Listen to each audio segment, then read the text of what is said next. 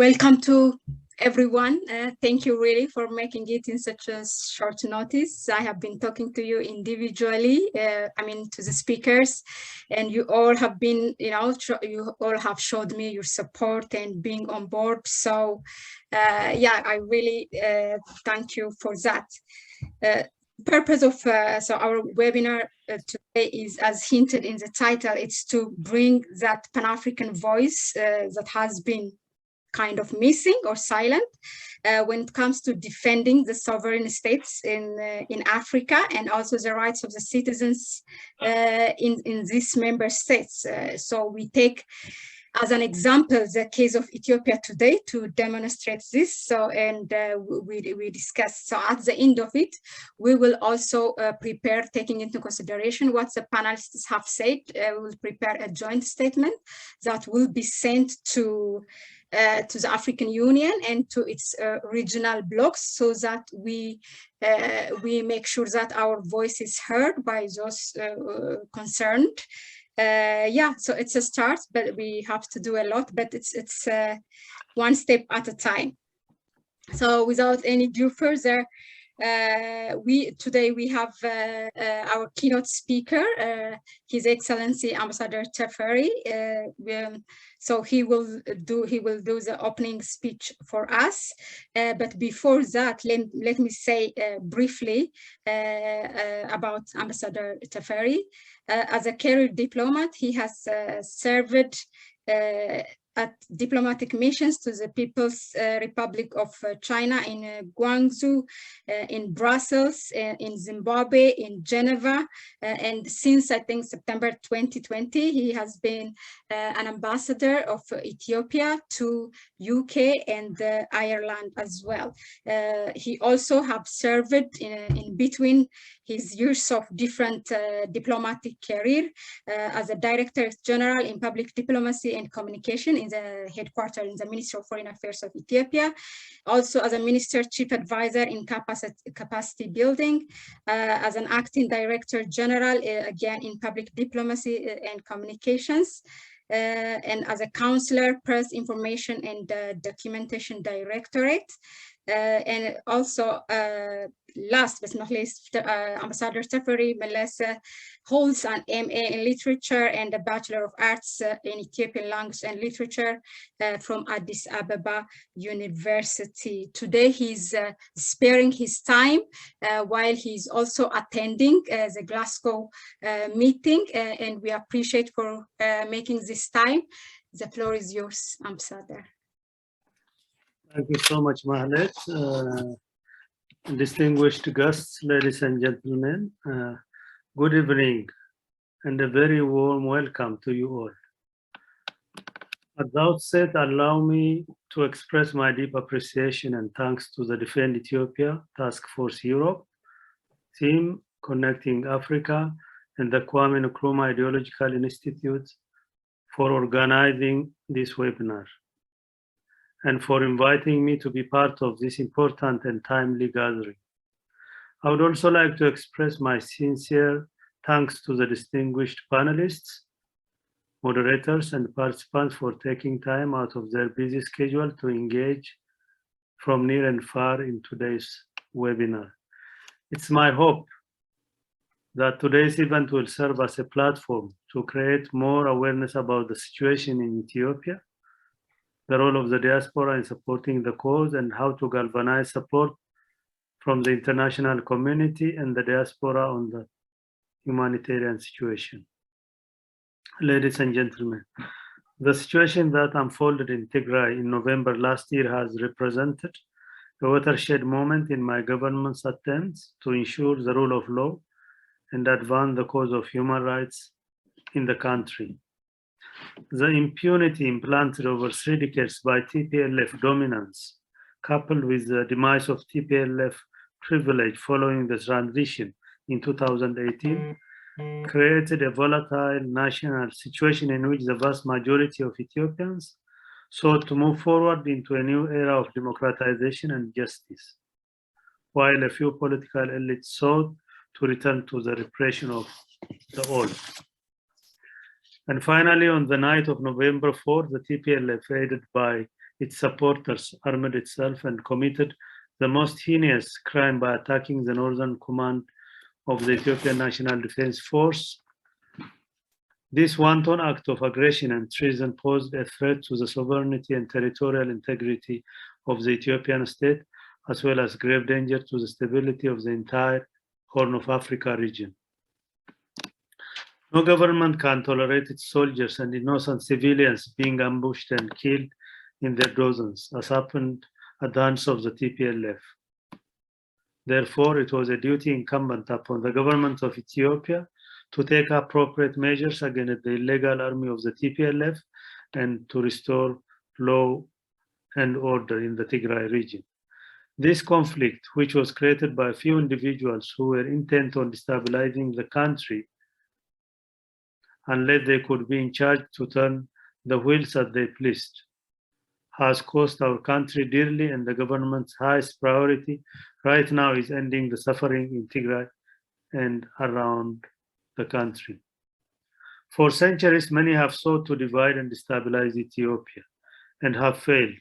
Today, Ethiopia once again faces the looming threat of destruction by way of a multitude of threats concocted by the TPLF and external force.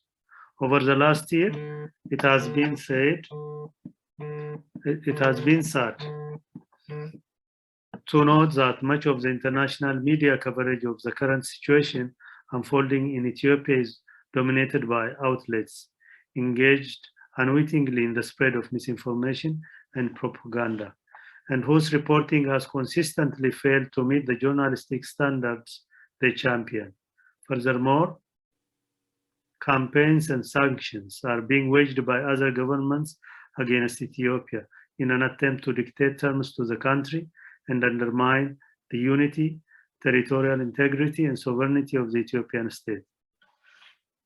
These campaigns are not helpful and only hurt the very people these partners aspire to protect. While we welcome cooperation and concerns from our friends, we underline the need to employ a constructive approach, cultivate trust, and create understanding. At this critical time, as we are working to fend off threats against our national sovereignty, Ethiopia needs the support and solidarity of friends and partners, and not uncalled for pressure that would complicate the situation further.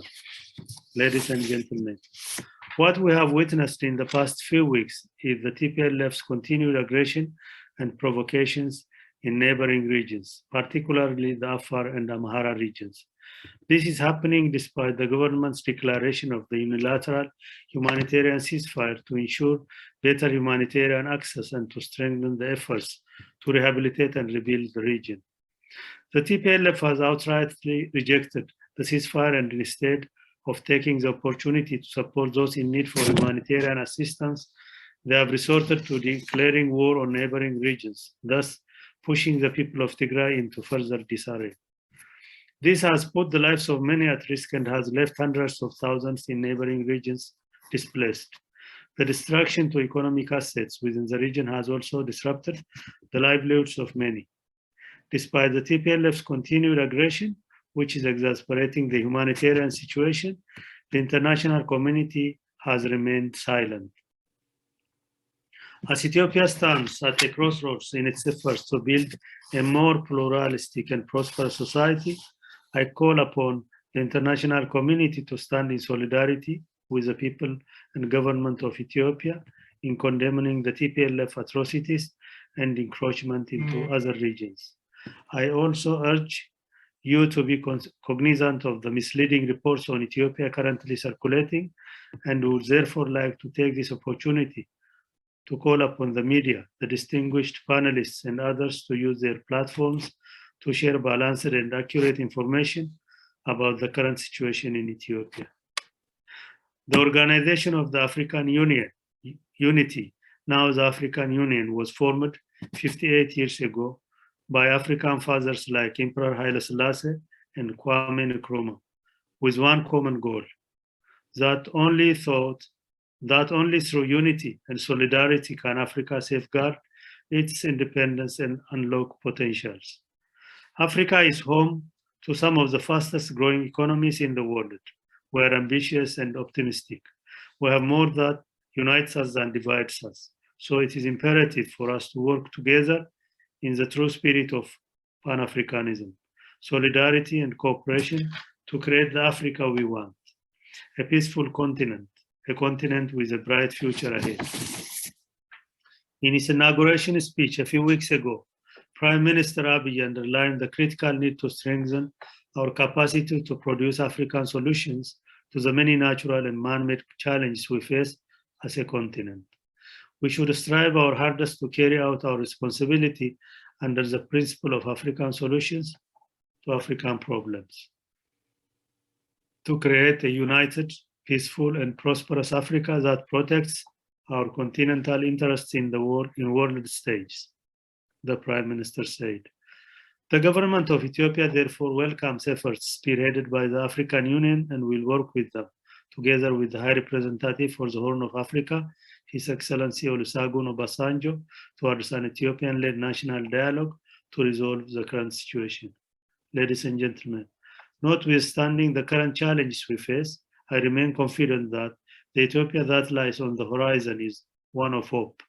The coming years will be a period when we demonstrate to the whole world that the name Ethiopia, truly associated with perseverance as we take the time to heal the nation. To all friends of Ethiopia who have extended a hand of support at a time when our country needed it most, who stood by our side in our moment of weakness, I sincerely thank you on behalf of the people and government of Ethiopia. Now is the time for us to stand in solidarity together with ordinary Ethiopians in condemning any actions that would seek to reverse the hard-fought gains of the current reform process. Let us grab this opportunity and to chart out a better present to hand over to future generations. Let us stand together and fight for the future of Ethiopia and the future of Africa. God bless Ethiopia. I thank you. Back to you, Mahale. Thank you, really. Sorry, thank you, Ambassador, for that wonderful opening speech, indeed reminding us how important it is as an African to stand in solidarity, and also for those, who still love and support Ethiopia, to fight the false information and the disinformation that's really now pressuring Ethiopia. With that note, we now pass to Jeff Pearce, to whom we all know. So Jeff Pearce will walk us through today to the information warfare which is fabricated by TPLF and amplified by its Western media allies. So please allow me to introduce Jeff briefly. Jeff Pearce is a writer, investigative journalist, and author of the book which we all know, Prevail, the inspiring story of Ethiopia's victory over Mussolini's invasion from 1935 to 1941. He's also a novelist, an editor. He has worked in television, radio, magazines. He has taught also journalism, but I think we know Jeff Pearce in the past 1 year. He has been writing a number of a series of articles fighting back the false information that has been put out by TPLF. Jeff, I really have the pleasure and the honor to have you here. We cannot say thank you enough for what you're doing to Ethiopia. The floor is yours. Hi, can you all hear me? Can you all hear me? Yes. Okay, fantastic. Yes. The reason why I asked at the beginning was because I saw a wonderful cartoon recently about Zoom conferences, and they said there was like the modern seance where you all gather around saying, someone wants to join us. Is Elizabeth there? And so that was very funny. So now you have to check every time to make sure you have the audio and everything. I haven't prepared too much in the way of remarks because the trouble is I'm commenting on something that I think everyone here knows. So every time I do one of these things, I try to find a way to find something new to say. We are in trouble. And you're all familiar with what's been going on. From the very first day that this happened, November 4th, they started using the hashtag Tigray genocide. Even before there was a genocide, they were throwing this out. Now, I frankly think that they got this because the hashtag was Amhara genocide months before, and I've been marking the number of actual massacres that have been perpetrated against the Amhara people since last summer of 2020. I've been marking this. So I think they appropriated that for that purpose. So November 4th comes along and we have a hashtag for Tigray genocide before it's even possible. This has been a coordinated campaign, and what's incredibly infuriating is that we're getting pushback from, of all people, Antonio Guterres of the UN and others saying, all the conspiracy theorists. Well, no, it is a conspiracy when you have an organized, coordinated attack. If you have media which repeatedly uses the same experts, Tronville, Davison, Alex DeWall, Cameron Hudson, Rashid Abdi, and others, if you keep going back to the same white experts to interpret Africa, and if you folks are familiar with me at all, and if anybody who's watching this is familiar with me, I've been haranguing for ages saying, put African voices on, and of course they don't. We're in the age of Black Lives Matter, and yet somehow it's acceptable to have all these guys talk about Africa, and they're not even there, including one who's been deported from the country twice. That's not enough. What has happened as well is you have a media, Western media, which goes over and is the interpreter of Africa in terms of the news. And what they did, which was deviously clever, give the devil his due, they have fixers arranged there to greet them, to walk them around and lead them by the hand to whatever they want to do, whatever they want to show. And these idiots will go and do it. And they think they're getting a story because part of the Western rubric of journalism is drama. It's very interesting when you watch BBC World Service and you watch Focus on Africa. Because they have to fill a half hour of African news, you see regular news, you see business news, you see innovations in terms of manufacturing, you see what's going on in terms of people's daily lives in terms of new infrastructure. And you don't get that in the big headline news that you normally get on the evening news of London on ITV or BBC. You don't get that on NBC or CBS. What you get is Africa is chaos. And that's what they look for. So you have these idiots being led around by fixers who are clear TPLF operatives. And we know this for a fact because one of my associates found one spouting TPLF rhetoric openly in the hotel lobby. And this guy was passed along from the woman who interviewed Getachew Reda and got that scoop to the National Geographic, if memory serves. So you have that. So you have a combination of that. And then you have ridiculous efforts in terms of PSYOPs, which can be effective to asinine. Just today, you have a clown called, I think his name is Anders, and he bills himself as George Anders 007, if you can believe it, mind of a 12-year-old. And this guy puts out a tweet saying, there's chaos, something to the effect of, there's chaos at the airport as people are rushing to get on flights and get out of the country. And what does he do? He shows a screenshot of the standard flights, and only 4 of the flights are international. You can't see anything. All you're seeing is a flight schedule. But he's backing this up with just that to make give the impression that people are rushing the airport to flee the country. And it's ridiculous. You could do the same thing. You could take a flight chart of what's in Tampa and say Floridans are fleeing the state.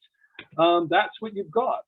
You have a professor in Mekelle who claimed maybe you saw this, who claimed this is the artillery in Desi, and shows artillery pieces firing from some strip with lots of lights, and it only took half an hour to an hour for people to figure out, hey, this is a 2016 shot from Russia, an anniversary of some kind of military event, and it's not even on the same continent, and this gets passed around. And what is the effect? The effect is confusion. The effect is to sap the will. The effect is to spread disinformation. So there's such a muddle that you can't tell the truth anymore. We see this with my cadre. Why is the US Embassy in Eritrea putting out Facebook posts re-arguing the massacre in my cadre? I've been to my cadre. My team interviewed victims there. We have the facts. We know what went on. And yet, months later, they've decided to argue this. We know that despite the collective attempts by the mainstream media to have the definitive word on Axum, the main narrative is nonsense. How do I know this? Because ESET was kind enough to share with me the rough video of the religious celebration that took place on one of the days this was supposed to happen. It was uploaded to YouTube December 4th, long before there were any allegations of a massacre. And so you see people walking around outside the church where blood was supposed to be flowing, and they're perfectly calm. They're talking about how attendance is down, and nobody has an answer for that. I raise it all the time, and we don't get a response because you can't respond. There is no counter to that. Here's the evidence. Here's the video. It's uploaded December 4th. Try again. Yet it doesn't make an impact because part of the strategy is to ignore anybody who raises a hand and says, excuse me, this is nonsense. And as I'm sure all of you are aware, my digital recorder was stolen at the airport. My sources were outed, and they made allegations against the UN officials and how they were colluding with the TPLF. And what's interesting is how the media handled that. No one called me, even though I'm the person who conducted the interview. No one bothered to confirm any of the facts with me. All they did was go out of their way to smear the two sources and run with that. And what's interesting is the reaction of regular Ethiopian people in the diaspora, because they said, basically their response was, this confirms exactly what we thought, and they were right. In other words, a TPLF gambit of disinformation blew up in their faces. It was a major misstep. And then sources have since provided me with an internal email from the UN, which pretty much confirms that the TPLF are using forced recruitment. Moreover, a source has told me how the TPLF will beat up and detain even UN staff, and the UN will cover it up. This should be headline news in the West. This has ramifications around the world. Why is this not being reported? Because they simply don't want it to. They want to push this narrative. And so I cannot be seen to exist, and other people like me cannot be seen to exist. Jamel Countess works for Getty Images, which is about as legit a media operation as you can ask for. Only three media operations have taken advantage of his photos of my cadre. And he's taken wonderful photos. He's got the backstories of the victims. Three operations have taken advantage of that. Two of them in Germany. Why? Because there's clearly a concerted effort. Now, the thing is, I've said some of this stuff before, so I want to wrap it up by saying what we can do. Because if you're preparing this joint letter that is going to different authorities, may I urge you that the thing is, there has to be reform, broad-based international reform across the continent in terms of how journalism is done. And I was going to make some of these claims in a speech in a couple of weeks or so, but I'll give you some tidbits now. Quite frankly, as some authorities on here know, it is very difficult for Africans to migrate, even to go attend conferences to the West. The EU and North America treat them as criminals even before they show up and make it very difficult, let alone immigrating to other countries. To my mind, quite frankly, if you are going to, if Western media outfits want to send somebody to cover Botswana or cover Ethiopia or cover Ghana, then you should have international arrangement that they have to take one of yours. A Botswana correspondent should be entitled to go cover the United States. A reporter from Ghana should be let in to cover France. Have some quid pro quo. You should have reform over this system of fixers. We have Turkey, I think, is a good example, and I believe this is the arrangement, where you have to go through a course just to be a tourist guide there. There is no good damn reason why there shouldn't be accreditation for fixers so that they have to go through courses on the history of the country, the current affairs, so you have to be an accredited licensed fixer to work for international correspondence. And yes, there are some criticisms of that which would be immediate in terms of, say, governments trying to twist these people to their ends. That can be an international body that regulates. There should be that. There should be other reforms in terms of journalism so that when Western correspondents come into a country, they have to abide by certain rules, which is a fundamental requirement on their visa. You are a guest in the country. You cannot go around lying about it, as we've seen in some of the copy by Robbie Corey-Boulet, as we've seen by Declan Walsh. You can't come in and glorify child soldiers.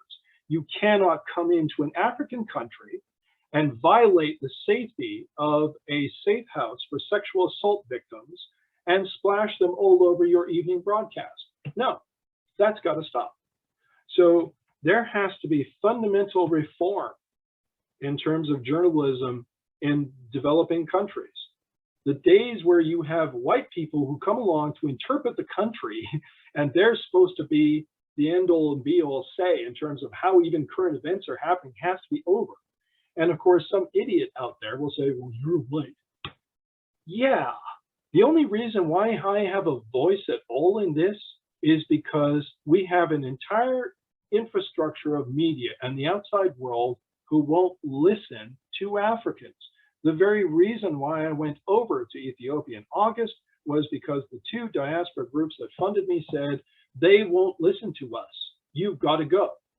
That's why I went. I wanted to go, but the thing is, they said, they won't listen to us. So it is a cruel irony that I'm busy pushing for this stuff, when in actual fact, it should be, somebody should be listening to qualified African experts, African voices to do it. And I can go back to writing books, which is what I normally do. I'm not an activist. But the thing is, I have to be an activist because I'm also a human being. And we can't let this system perpetuate where you treat an entire continent like a gulag, don't let people out, send Western reporters in and say, oh my gosh, Africa's in chaos. Oh, these people, oh, their ethnic rivalries. Oh, they're killing each other. Here's some footage of it. Wow. It amounts to conflict porn. We have to have a reform system that kicks out operations like Sahan Research, Crisis Group, the others who are just vampires on these countries.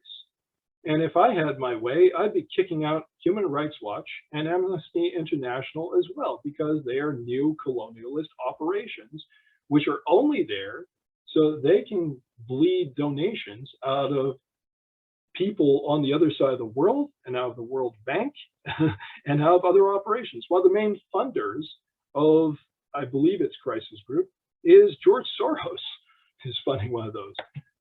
What kind of, and these people are not accountable to you. They get to come in make their spurious claims about how your politics are, how your people get along, and they don't answer to you. That has to change. It has to change urgently. So my contribution to this joint letter to authorities would be, please put in something about these things. And just in closing, the fact of the matter is I'll say this every venue I can get. Ethiopia is bleeding. You have a terrorist organization, oligarchy, practically a cult, which are trying to exterminate the country. Fight like you've never fought before. If you are watching this from within Ethiopia, fight like you've never have before, because they will kill you. That is the agenda. The agenda is slaughter.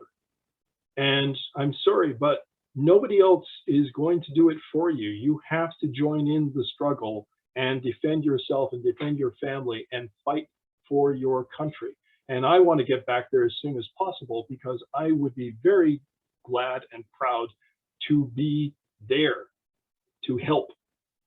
Thank you very much for the time. I probably went over, but I hope it's been useful. I can't stay for the entire events, but if anybody has any questions now to ask, maybe we can do that now, unless you want to move on your schedule. Thank you very much, Jeff, for the wonderful contribution, and I'm glad that we decided also really to take into account what the panelists say. That will be a very good a very good tip, and we will be happy also to share it once we prepared that statement. Thank you. It's always nice to hear what you have to say. I think we have three speakers, but since you don't have time, you told me to stay for the whole session. Maybe if there is back to Teshala, if there is our host some questions already in the chat to Jeff, we take them now. I think that's better. It's a good opportunity. Yes, I think Zelalem is having. Yeah, Jeff, probably you can answer one of the questions here where Felipe asked, what, in your opinion, is the reason for the UN misinformation campaign in opposition to the government of Ethiopia? In terms of the UN, well, that's difficult to say, because the thing is, you have two things going on at once. The TPLF, from what I can see and what I can tell, has developed like a Russian oligarchy. And just like a Russian oligarchy, they have infiltrated major positions in terms of media, in terms of political influence, in terms of business. So on the one hand, you have allies within the infrastructure. I mean, and some of it is just shameless. See what Tedros is tweeting out. He does not tweet out in terms of, say, what's happening to Amhara, what's happening to other ethnic groups which are being massacred and harmed. He only tweets out about the TPLF, pride. So you have that. And this is where people accuse us of being conspiracy theorists. And we have the evidence right available. There are people who are collecting his tweets just last night to show the pattern. On the other hand, you also have sympathizers who are not, they're not Tigrayan, they're not TPLF, but there's cognitive dissonance going on where they actually buy the story. And it's, of course, it's hard to believe, but as I pointed out, I have the internal email, the UN, saying, staffers should not go, I'm paraphrasing here, I don't have it right in front of me, staffers should not attend recruitment events or take video or photographs. Why would the UN have to tell their own staff not to do that? That is horrifying. The fact that the UN knows that there's forced recruitment going on and talks about it in internal documents and then does not put it in their public documents. The problem, I think the problem is they've bought into the narrative. They're working every side by side, and somehow it's a case of, what's the old term in terms of Stockholm syndrome, where they pick up on the propaganda, they pick up the message, and they genuinely believe that there's no difference between ordinary Tigrayans who who are actually the hostages of this situation, and a mob, a cult, and a terrorist group all combined into one. That's the only way I can sort of answer that question.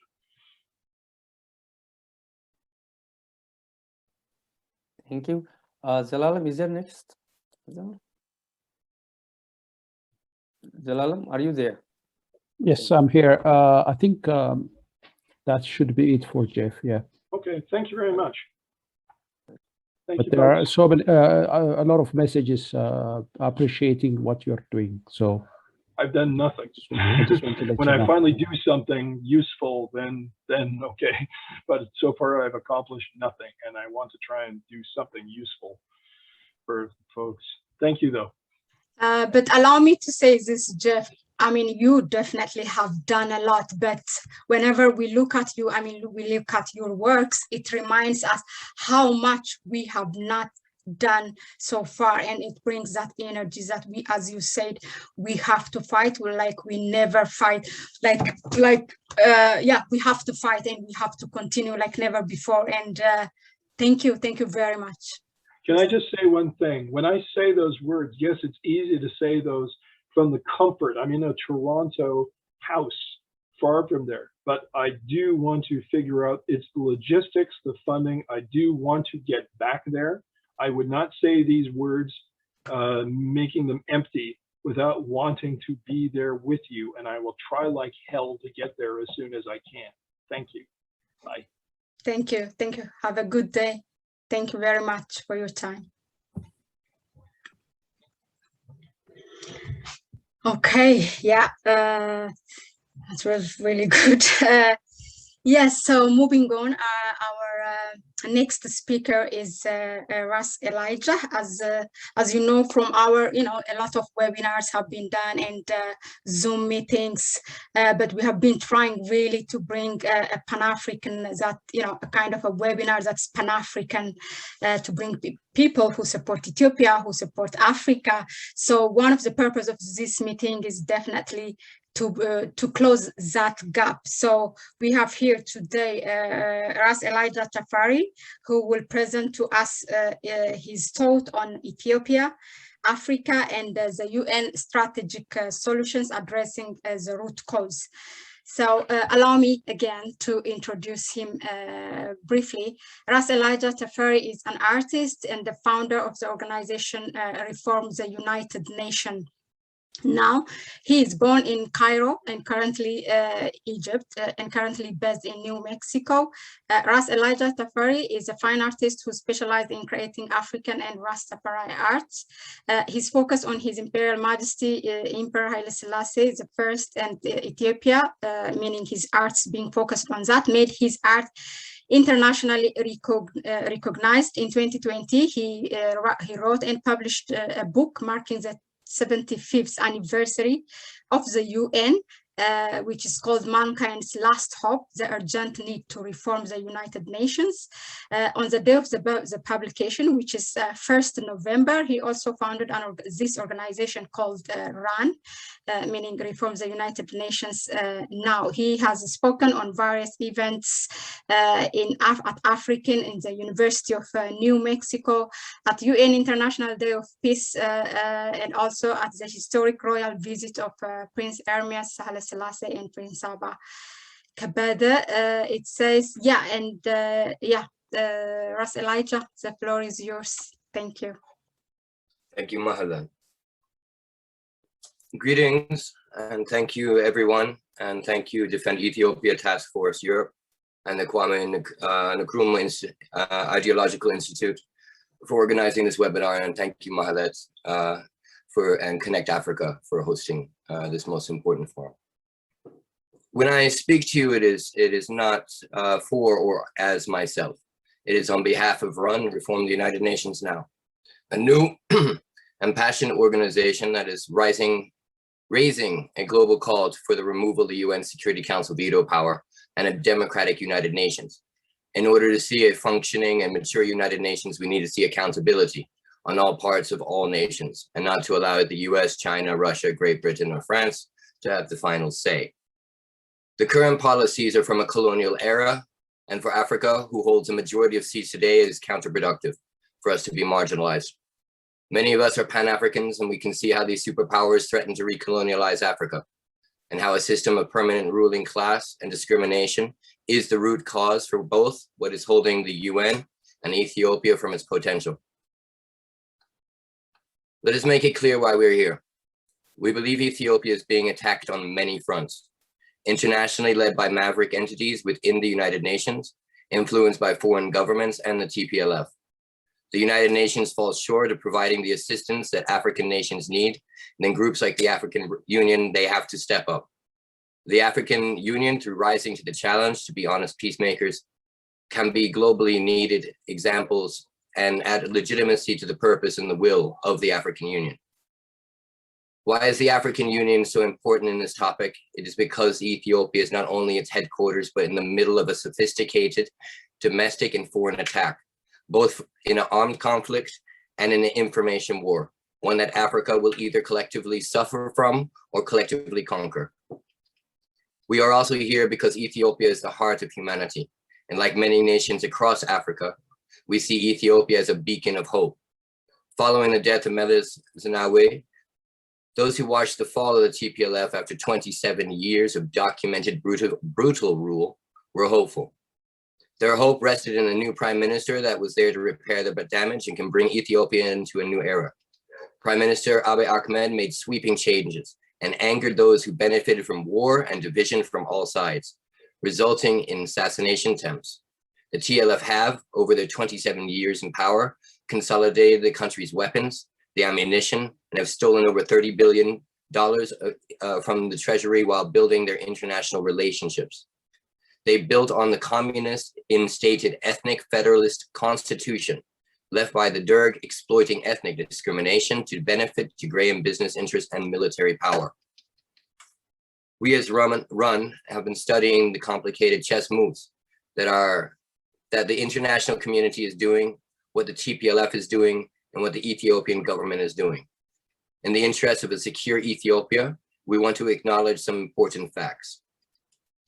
This civil war was initiated by the TPLF through having a non-state sanctioned election during international COVID-19 lockdowns. Then the TPLF attacked and murdered Ethiopian troops on the Northern Command base while they slept in Mekele. The TPLF general, Skutsur Ganacho, November 4th, 2020, proudly confessed that they took a preemptive strike. Number two, global terrorism databases recognize the TPLF as the terrorist organization since the 1970s. Countless genocides have happened under the TPLF rule on the Amhara people, the Afar peoples, the Oromo tribe, protesters, and journalists. The TPLF cannot be negotiated with by a government that doesn't want to take the country backwards or be divided. Ethiopia is in a process of both reshaping its government and military, independent of TPLF influence. The TPLF is not looking for independence. It is attacking its neighbors, forcing locals to fight for them, including children. The elected Ethiopian national government has the right to defend themselves, as well as local tribes, peoples, and militias where the Ethiopian government cannot defend them. When Ethiopia willingly decided to work with the African Union, it was clear that it would be Ethiopian-led in respect to sovereignty. The importance of the AU to show itself to be a cooperative partner with proper leadership that can work with the Ethiopian government. The importance of food assistance, proper reporting, investigation, needs a third party in order that it can be monitored and transparent. We have seen from missing UN food trucks and fuel provisions that the TPLF are using the UN to help provide for their army without the interest of the Tigrayan people in mind. All the UN reports and all those involved in their writing also need review after the leaked reports of the UN officials being infiltrated by the TPLF lobbyists and expressing fear of the TPLF, UN, and foreign reprisals. These are things that we believe the African Union can be helpful in. We'd like to thank Jeff Pearce for that. Strategically, we have both an armed conflict and information war to overcome. It will take more than the Ethiopian government to move world opinion because of the damage done by misreporting from BBC, CNN, the New York Times, Facebook, etc. The US, which is widely believed to be indirectly arming the TPLF, has led the misinformation campaign and appears together with the UK and the EU to have sanctioned the TPLF's attack on Ethiopia. In order to counteract that, the African Union and African leaders need to be able to stand with the Ethiopian government. The danger of succession cannot be understated, nor the importance of amending the Ethiopian constitution to remove the ability of any tribe to succeed from Ethiopia. The policy of ethnic federalism needs to be removed and a new unified national agenda needs to be pursued. In the case of any conflict, the energy and cost of war can weaken national resources and resilience and hinder the solutions to come. The Prime Minister and Ethiopians are well aware the constitutional reforms need to happen and soon. The global awareness of the need to remove this system of discrimination also needs a proactive media campaign that the African Union should be encouraged and willing to actively support and facilitate. The African Union can secure important routes and roads in Ethiopia that are critical for both commerce and for food aid. Positions in which the AU can help and not hinder are critical, for both Ethiopia and the AU, who need to show that they can rise to outsmart a sophisticated attacker that has little to lose and everything to gain. The TPLF have purposely agitated the Ethiopian government and declined ceasefires and continue to attack neighboring provinces and tribes. They want the Ethiopian military to attack, and they're using the UN and other groups to write exaggerated reports accusing the Ethiopian government of genocide. The Ethiopian government are currently involved in airstrikes, and the current operations are to attack key strategic facilities of the TPLF. There is no doubt the TPLF will try to exploit any innocents that are harmed, which is likely even with the most precision aerial strikes. Ethiopia needs an end to the assault by the TPLF and the global media when it comes to protecting the people and the dignity of Ethiopia. Ethiopia has now awakened out of the oppression it has collectively felt by pro-Marxists since 1975. Her vision of a peaceful nation that wants to bring revitalization to the country and her neighbors and reconnect to the Red Sea, which will benefit the whole Horn of Africa. The question is, can and will the AU be able to resist foreign interests that favor dictatorships over democratic governments? Can the Ethiopian government and the AU realize that in this moment of global misperceptions is the opportunity to make it clear that the UN and international NGOs and mainstream media can be used or manipulated, and do make mistakes, that the manner and the systems of international interest are built on a Western structure of approval and concerns. Overt and covert operations are taking place continentally to destabilize mineral-rich areas of Africa.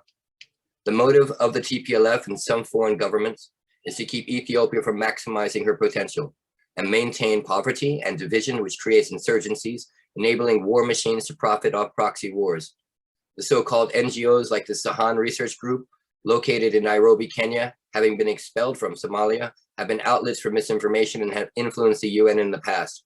And Matt Biden, former chairman of the Somalia-Eritrea Monitoring Group, was also later discharged from his duties by the UN under compromising circumstances. The TPLF promised a dam and purposely did not deliver it, and knows that in a changing economy in Ethiopia would offset their invested interests in control and historical partnerships. The TPLF still poses a significant threat to the dam, being that the Gerd Dam is in the Amhara region close to Tigray. In the last year, we have seen the United Nations used to interfere on behalf of the US and Egypt, with mediations and negotiations that the African Union was already holding between those in dispute over the Grand Ethiopian Renaissance Dam. The topping of the position of the US regarding the dam, with the Trump administration and now with Biden's, has remained with Egypt being their primary ally, with little changes in support of Egypt's military government. Ethiopia knows that the UN has been a strength in the past, but it needs reforms. Ethiopia knows the African Union is good, but also needs reforms. Ethiopia knows this country is great, but its constitution needs reforms. The Ethiopian people are in support of removing ethnic division policies, the vast majority being of mixed heritage, and dissolving legal mechanisms in which the Ethiopian groups can claim independence from the nation as a whole. We are aware of some of the challenges to making those changes with certain tribes that want autonomy. For the sake of a unified Ethiopia that can help usher in a more stable and unified Africa, Ethiopians will have to come together and create their own unique form of federalism. The African Union needs African guidance both within and abroad to realize that this is a challenge that will either add legitimacy or seriously harm its reputation. It is also why Ethiopia has been key in helping other African nations with their internal issues as peacemakers. The potential to transmute the situation is present, to show that many foreign interests do not include the interests of the majority of Africans. The US, Russia, France, and the UK and China will have relationships with Africa, but they need to be strictly regulated and restricted. RUN can see the same narrative as the underlying issue with the United Nations, that there needs to be strict scrutiny of the agendas of the Big Five in contrast of that of the world and the global problems that need global solutions. We know that Africa must lead the way, that they represent 28% of all UN votes, and that we as Africans are being denied a voice and control of our destiny. Can we see that what is happening in Ethiopia is a microcosm of what is happening in Africa and the world? We have to change the narrative, and it starts with the framework of the system. We would like to commend the approach of the Crown Council of Ethiopia under the guidance of His Imperial Highness Prince Jeremiah Sahle Selassie, who has gathered international solidarity through churches and ministry for a unified Ethiopia. His meeting with the Pope of Rome 50 years after Emperor Haile Selassie I made his last state visit proved to be fruitful in building Christian unity for the cause of Ethiopian unity and solidarity. We would also like to commend Mr. Methos Obang, Executive Director of the Solidarity Movement for a New Ethiopia, for years of service in the interest of unifying Ethiopia without political bias. We'd like to thank Connect Africa for calling together this wonderful panel to address such an important task. May the Almighty continue to bless you. May His wisdom and mighty hand guide Ethiopia to conquer all obstacles. Representing RUN, my name is Ras Elijah Tafari. Thank you. Thank you, Ras Elijah, for your wonderful presentation. Not only you are saying reform the United Nations, but also to reform for Ethiopia to change its constitution and to come up with a unique way of federalism. I wonder how that will be, but we definitely need to do something with our constitution. But I like to stress your final point, where you said what's happening in Ethiopia is like a micro of what's happening in Africa. That's exactly what we are saying. It's happening. Yes, we are taking the case of Ethiopia, but this is in general what's happening in Africa. So that's why we need a Pan-African voice. We represent, as you say, 28% in the United Nations. So if we are unified, we definitely can bring a change. And thank you very much for that. So taking these voices of Pan-African voices from diaspora, from inside Africa, outside Africa, beyond talking, what we have to do, we need an action. So it's in that manner, today we have here with us Dr. Mama Desta to tell us what should be the role of the African diaspora in defending Ethiopian sovereignty. So allow me to say something about Dr. Desta. Dr. Desta Meghoo, that's her full name, but she is also known as to me and to many others, as she is called affectionately as Mama Desta. So please allow me to call her after this as Mama Desta, because I never called her Dr. Desta. Today she will present to us, as I said, the role of African diaspora duty in defending Ethiopia's sovereignty. Mama Desta, she's born in Jamaica, migrated to New York in the 1970s with her family, where she began her journey into the arts. In the late 80s and early 90s, she promoted concerts, curated events in New York and Florida, managing the Grammy-nominated Queen Dr. Nana Rita Marley, wife of the reggae icon Bob Marley, and other Caribbean and African singers. From 2007 to 2011, she's appointed by Nyabingi Rastafari elders as advisor to Smithsonian Institute's Discovering Rastafari exhibition that was actually open for 4 years.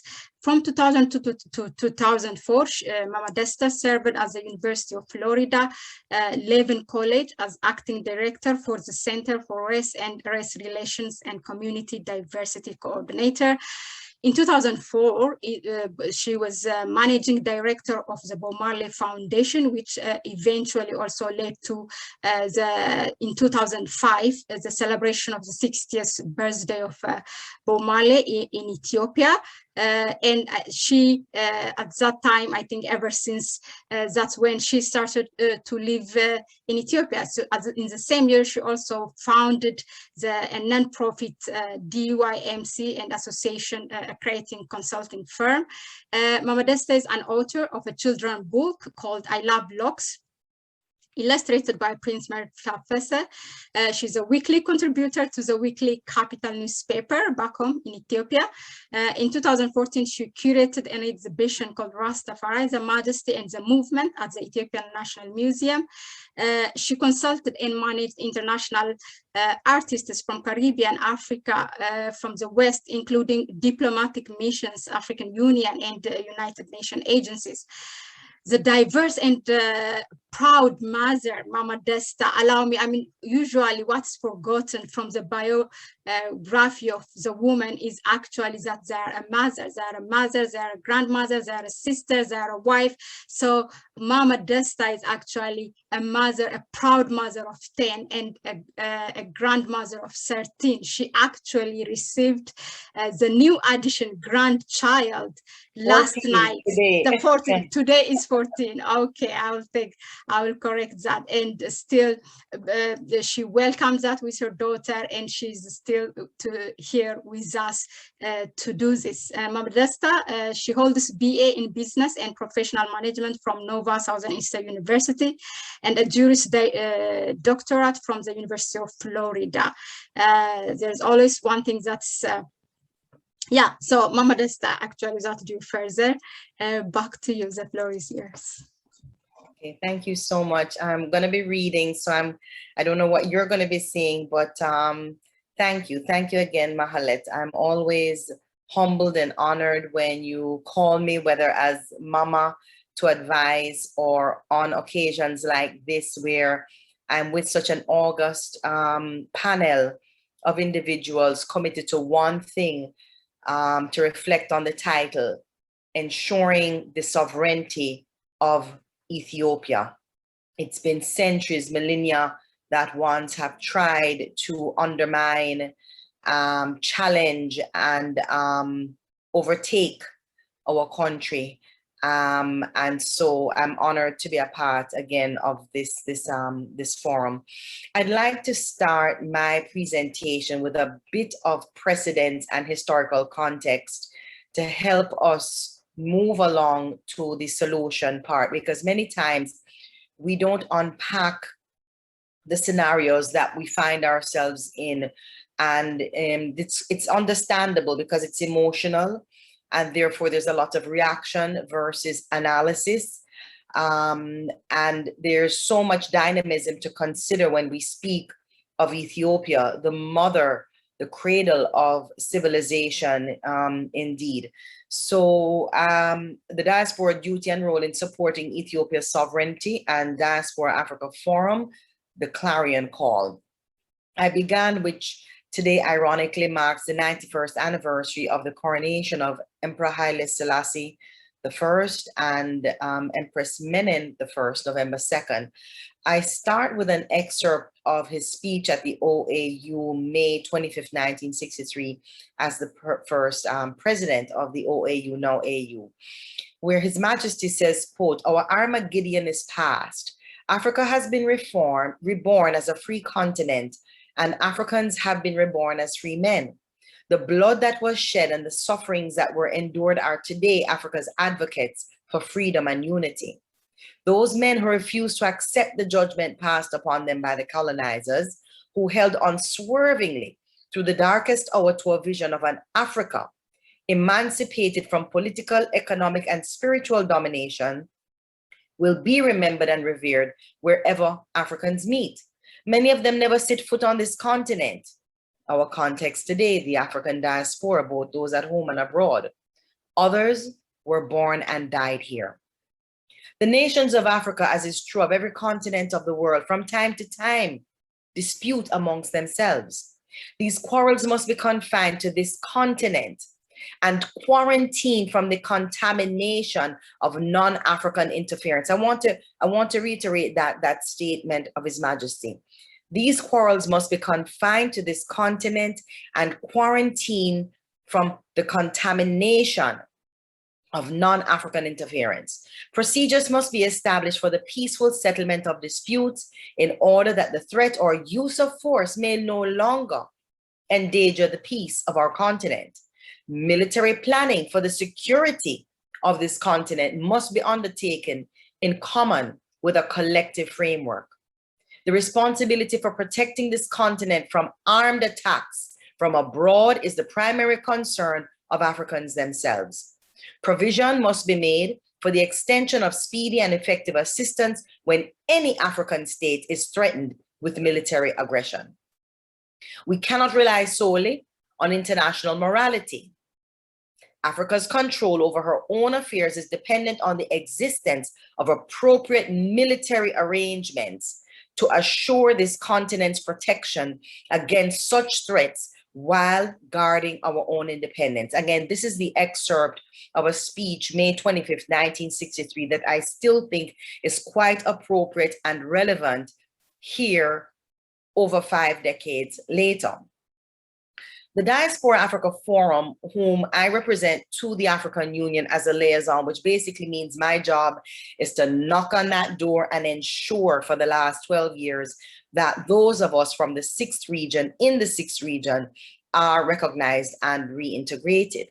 We're a self-funded, autonomous, nonprofit organization established in 2001 as an African Union initiative under the auspices of AU Chairman Alpha Konare. Was inaugurated by Ghana President, then His Excellency Kufuor in Accra, Ghana, and we have full diplomatic status and other protocols granted by the then Minister of Foreign Affairs and current President Nana Akufo-Addo. Our mission was to support the African Union in the representation and reintegration of the African diaspora towards the development of Africa, with a vision of enhancing and establishing bridges that unite Africans at home and abroad. Through a host of partnership projects with organizations such as Plan International, Panafest, the African Business Roundtable, appointments on President Diaspora initiatives, as well as in Ghana and Nigeria, as well as the African Continental Free Trade Agreement. Currently, the Secretariat is also there in Ghana, amongst others. DAF has positioned itself as a welcome and valued voice at the table of continental leaders and decision makers, legends, public and private sector service, as well as civil society. We work right across the board. We consider ourselves an influencer, influencing policies and practices towards the way to advance Africa based on the vision of Africa, not an external vision being imported into the continent. We've also participated in Ghana's Year of Return, which has yielded healthy income and profound positive media for Ghana, resulting in increased tourism and returnees.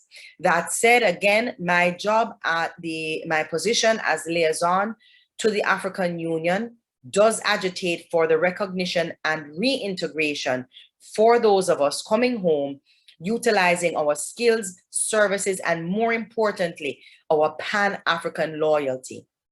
My godfather, the Honorable Ambassador Dudley Thompson, who served as consul to Jomo Kenyatta and as ambassador to Nigeria for Jamaica, said upon his last words that he shared with me, Pan-Africanism or perish. Pan-Africanism or perish. And that's where we are today. With the Addis Ababa being the diplomatic capital of Africa, what is happening in Ethiopia is crucial to the world and obviously to the continent. And it's very important that we do our due diligence to echo what previous presenters have said. Challenge the propaganda that is coming out there. It's ridiculous. And if we are reasonable human beings, we can see through all of this and understand how does the first day of a campaign a year ago, not even 24 years old, begin with Stop the Tigray Genocide. Let's think about this, folks. Let us stop being, I understand we're in an age of followers and that's what we want is followers and likes, but let us stop following. Let us stop being blind sheep while we are slaughtered. It is unacceptable in this time. And those of us in the African diaspora and from the African diaspora, when I say from, living in the diaspora, we have a higher duty. We have a serious duty to be at this table and to use whatever political power, soft or otherwise, we do in the diaspora with leaders, with those who are the decision makers in relationship to the pressure that is being applied to Ethiopia. And certainly while we can go down a list, a plethora of challenges that we're facing in Ethiopia, certainly one of the number one things is indeed the diaspora itself. We are capable and have been spreading so many rumors and sending false information ourselves by simply sharing. We don't even read, we don't analyze. We just share something, whether we agree with it, we don't agree with it. And we ourselves are guilty of fostering or festering this negative information that we're pleading today to say, let us stop. Let us stop. Black communities historically have always come to the, I won't say the aid, but the cheering on of Ethiopia. From the time of the Battle of Adwa, when we defeated the Italians in 1896, it was a watershed moment in the emerging Pan-African community. Within a few decades, maybe 4 decades after that, we had leaders such as Nnamdi Azikiwe and Kwame Nkrumah, who were studying at HBCUs, historically Black colleges and universities in the United States, being impacted with Pan-African ideology that allowed them to go home and unleash, unlock those colonial forces that had their claws in their respective countries. So the diaspora has been playing a role. We go forward to Ethiopia during the Italian invasion and the establishment of the Ethiopian World Federation, sanctioned by Emperor Haile Selassie and established by Dr. Malaku Bayen, who was able to mobilize funds and resources, and even had the legendary American Tuskegee Institute trained pilot, John C. Robinson, who returned, who went to Ethiopia and trained the Ethiopian Air Force. We've got educators like Mignon Ford. My husband went to that school. It's right up the road from where I live in Kasanches. Still exists today, right? Professor Ford, that we all know affectionately, Professor Abbey Ford, his father was Marcus Garvey's music director and one of the writers of the Ethiopian anthem, which is sung today and is resounding throughout the world today as Rastafari celebrate the Coronation Day. To this issue, we have to look at Ethiopia as a strong force that continues to influence and impact the Black world spiritually, economically, culturally, socially, and politically, that should not be given up on, and we cannot sit idly by. I often liken TPLF to an abusive husband who for decades has been beating his wife with brute force and his children, beating them and abusing them horribly. And there are those nice days when he brings home a lovely dinner. And there are those nice days when we thought, okay, no more, this is going to stop. Hence 27 years. No, the position now that the TPLF is taking is, if I cannot have this wife and these children, no one will. So he shows up at the doorstep while his wife is trying to gather herself and her children together to start anew, which is represented by over 100 million Ethiopians that voted and said, we want a new beginning. We're not saying we know exactly what is going to happen, but we want to give the opportunity and the trust to our young leader, Prime Minister Abiy Ahmed. We want to give him the reins and get a fresh new start to see what can happen. TPLF has come in and said, you belong to me. And if I cannot have you, no one will. Hence, the massacre and the bloodletting begins. As our brother said before, our journalist brother, we have to fight like we've never fought before. No compromise, no negotiation. It is off the table. Whatever attempts were made previously were thwarted. So any word coming in from any external force, wait, can't we sit down? Can't we work it out? We are the world notion, let's hold hands. That is off the table. Ethiopia has a right and a responsibility to the 100 million people that voted for this newly elected government to protect, preserve, and honor the integrity of that oath, which is to advance Ethiopia unconditionally and unapologetically from enemies within and without.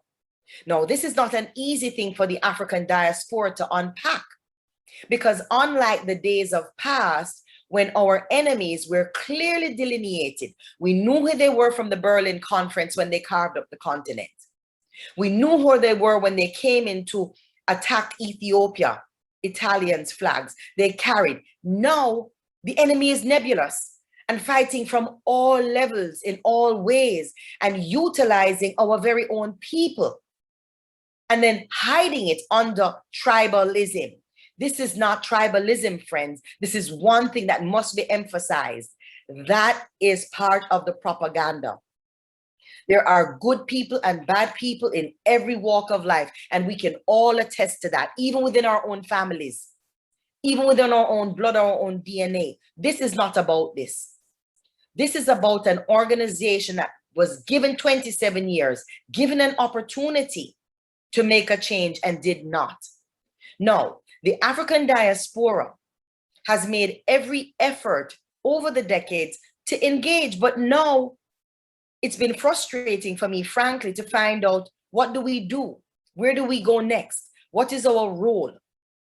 What is our responsibility? Well, the first one, again, begins with informing and verifying. There is a thing, we say trust but verify.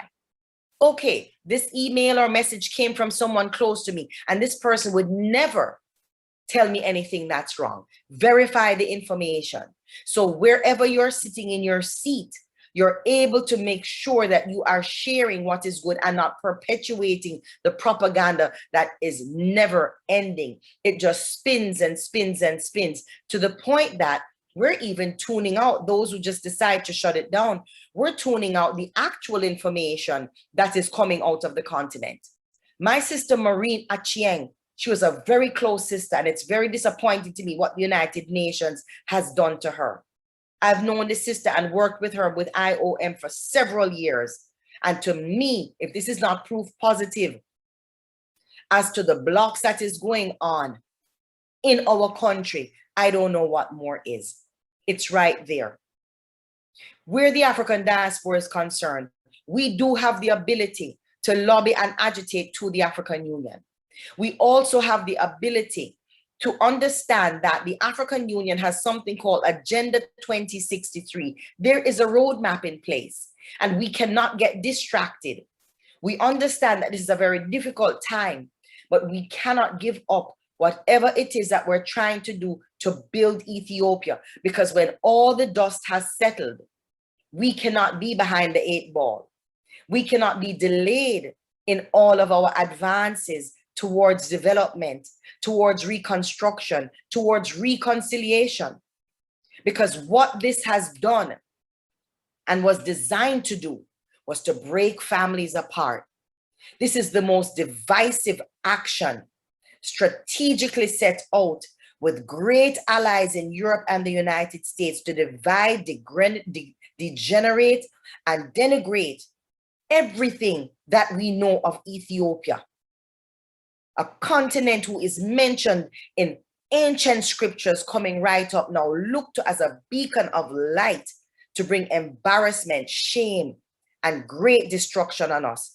The diaspora, who has always flown that red, gold, and green flag, has always championed Ethiopia, wherever you go, wherever we may live. I don't know if we have any panelists here who live in Ghana, who live in Kenya, South Africa. We'll see it on the trotros, on the buses, that Lion of Judah flag.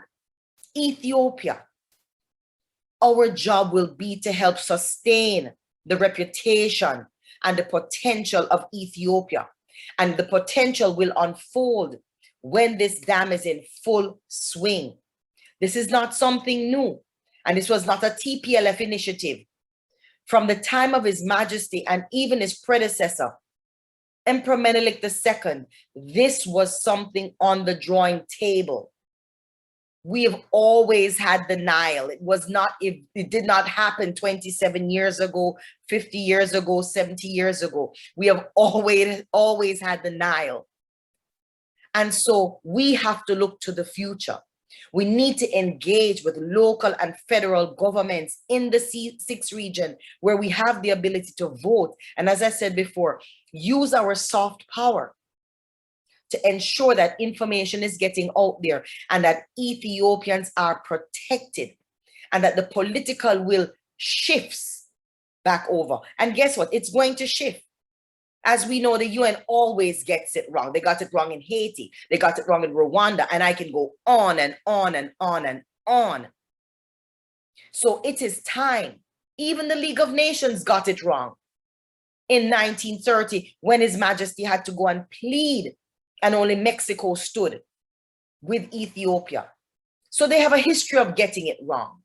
We as the Africans that are in the diaspora, and I live in Ethiopia now, so I do not consider myself of that category anymore, but I have that experience. My ancestors were taken away through the door of no return in Ghana.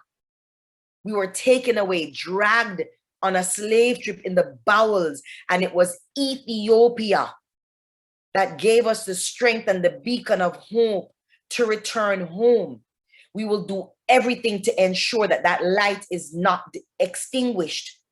It is our duty and our responsibility. And all 55 member states of the African Union who have ratified Agenda 2063, we must continue to agitate with them as well to do their part and be guided by what Ethiopia wants and what Ethiopia sees as the best interest of our country. Now that's going to shift. And we have to be willing to understand that just like any military strategy, with that shift, we're going to have to stay loyal. And no, we may not agree with everything. And yes, it gets very murky and it gets very sad. And there are moments where we don't know what's going on, like the current attack in Desi, when we're scratching our heads and saying, how, why? The point is, we cannot abandon the ship. If we give up, if we give in, if we don't continue to raise our voices, the outcome will be devastating. And if we think it's bad now, please, on behalf of the African diaspora, use your voice in a positive way.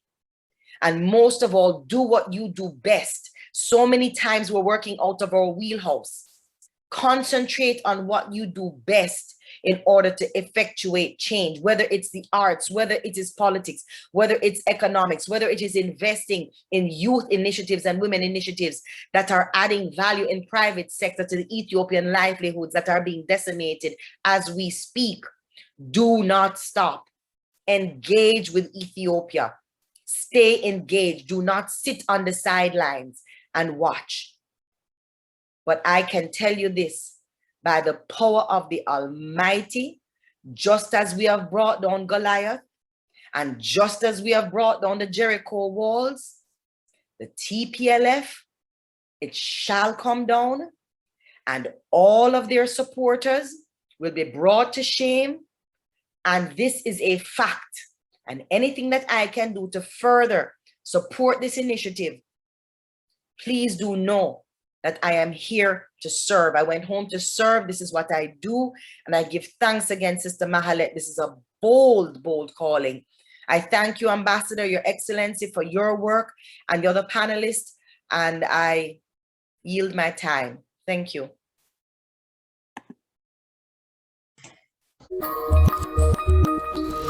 Thank you, Mama Desta, for that really wonderful speech presentation, reminding us the history and precedence of Ethiopia's engagement with Africans at home and also in the diaspora. As AU calls it, the sixth region, actually, and also reminding us of the unprecedented level of challenges and turmoil that need to be met with both internal and external reflection and action. You know that we have talked about this. I have been asking, as you said, as you laid out, the connection between Ethiopia and Africans in the diaspora goes back way before, and they have done a lot when we were invaded by Italy out of their will to come and fight, to bring medicines, many things. And the first, one of the first repatriates being Professor Abiy Ford and parents, actually.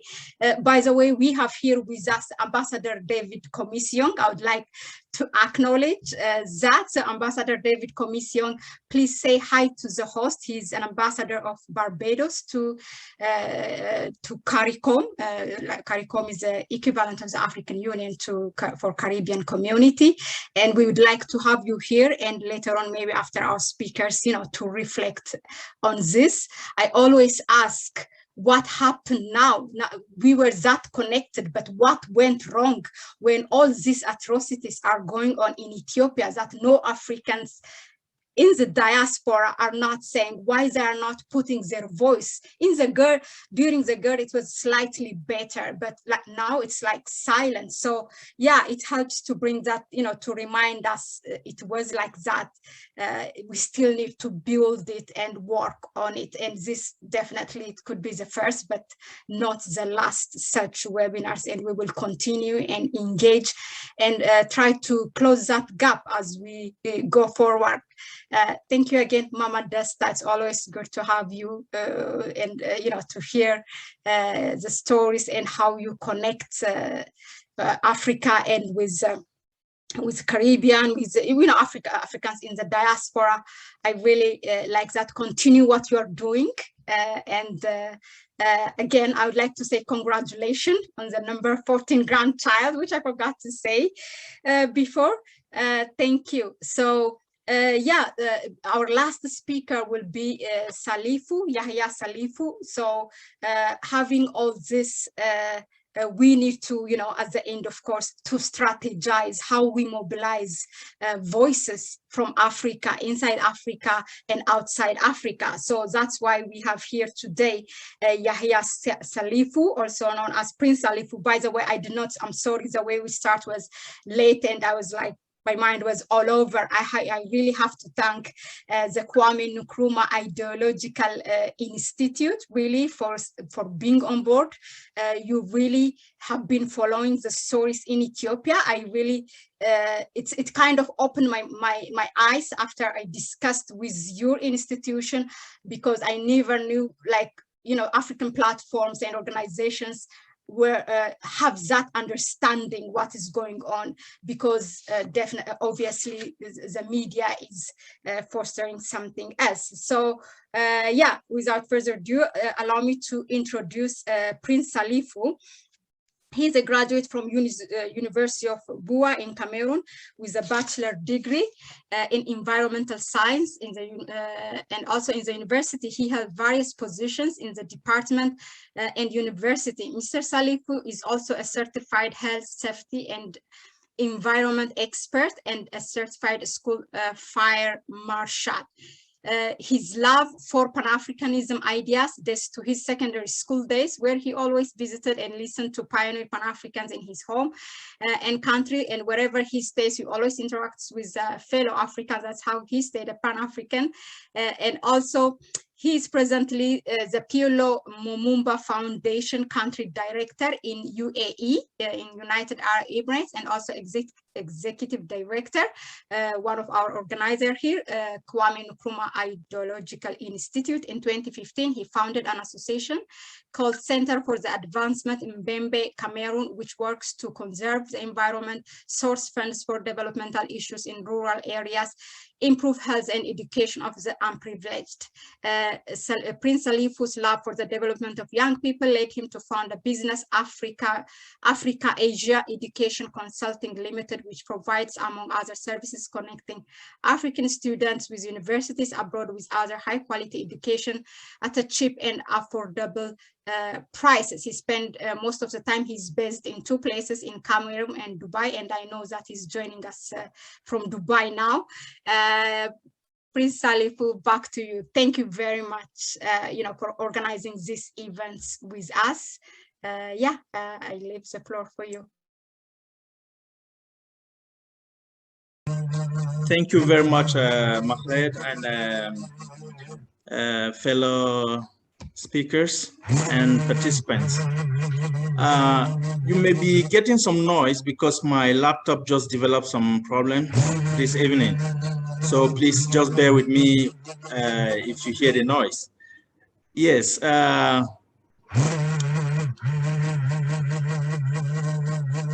I'm talking on this topic, how to mobilize Africans at home and in the diaspora in support for Ethiopia. We know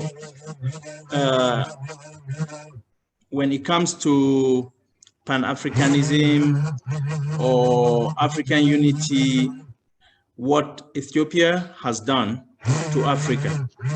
Presently, Ethiopia is experiencing a lot of attack, which necessitate that Africans have to come together to try to defend Ethiopia. An attack on Ethiopia is an attack on Africa, because Ethiopia is the only country that wasn't colonized. So there is this zeal by foreigners to colonize Ethiopia, so as to say that the whole of Africa was colonized. So we know that, and I think if maybe in the past we failed, but this time around we are not going to let that happen. We are going to try our best to defend Ethiopia in the way we can do it. Kwame Nkrumah said, "It is clear that we must find an African solution to our problems, and that this can only be found in African unity. Divided we are weak, united, Africa could become one of the greatest forces for good in the world." That was Kwame Nkrumah calling for our unity. Then in 1997 in Accra, Ghana, Mwalimu Julius Kambarage Nyerere said, "If numbers were horses, Africa will be riding high. Africa will be the strongest continent in the world, for it occupies more UN General Assembly seats than any other continent. Yet the reality is that ours is the poorest and weakest continent in the world. In addition, our weakness is pathetic. Unity will not end our weaknesses, but until we unite, we cannot even begin to end the weakness.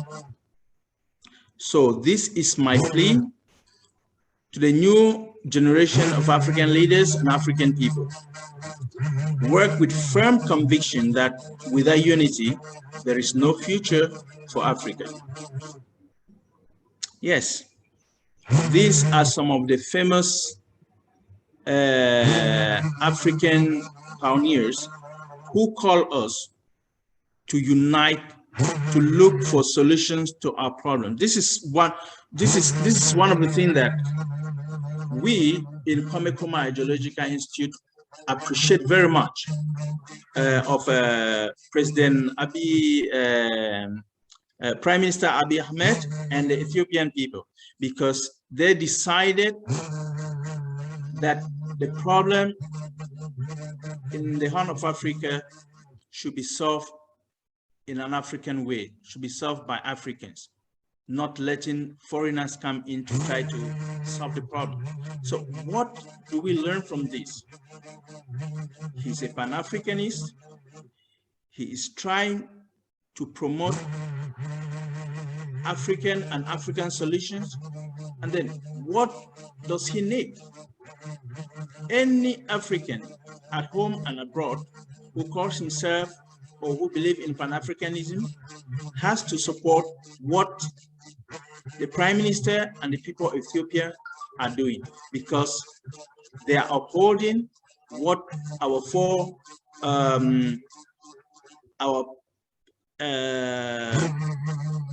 great Africans have called us to do.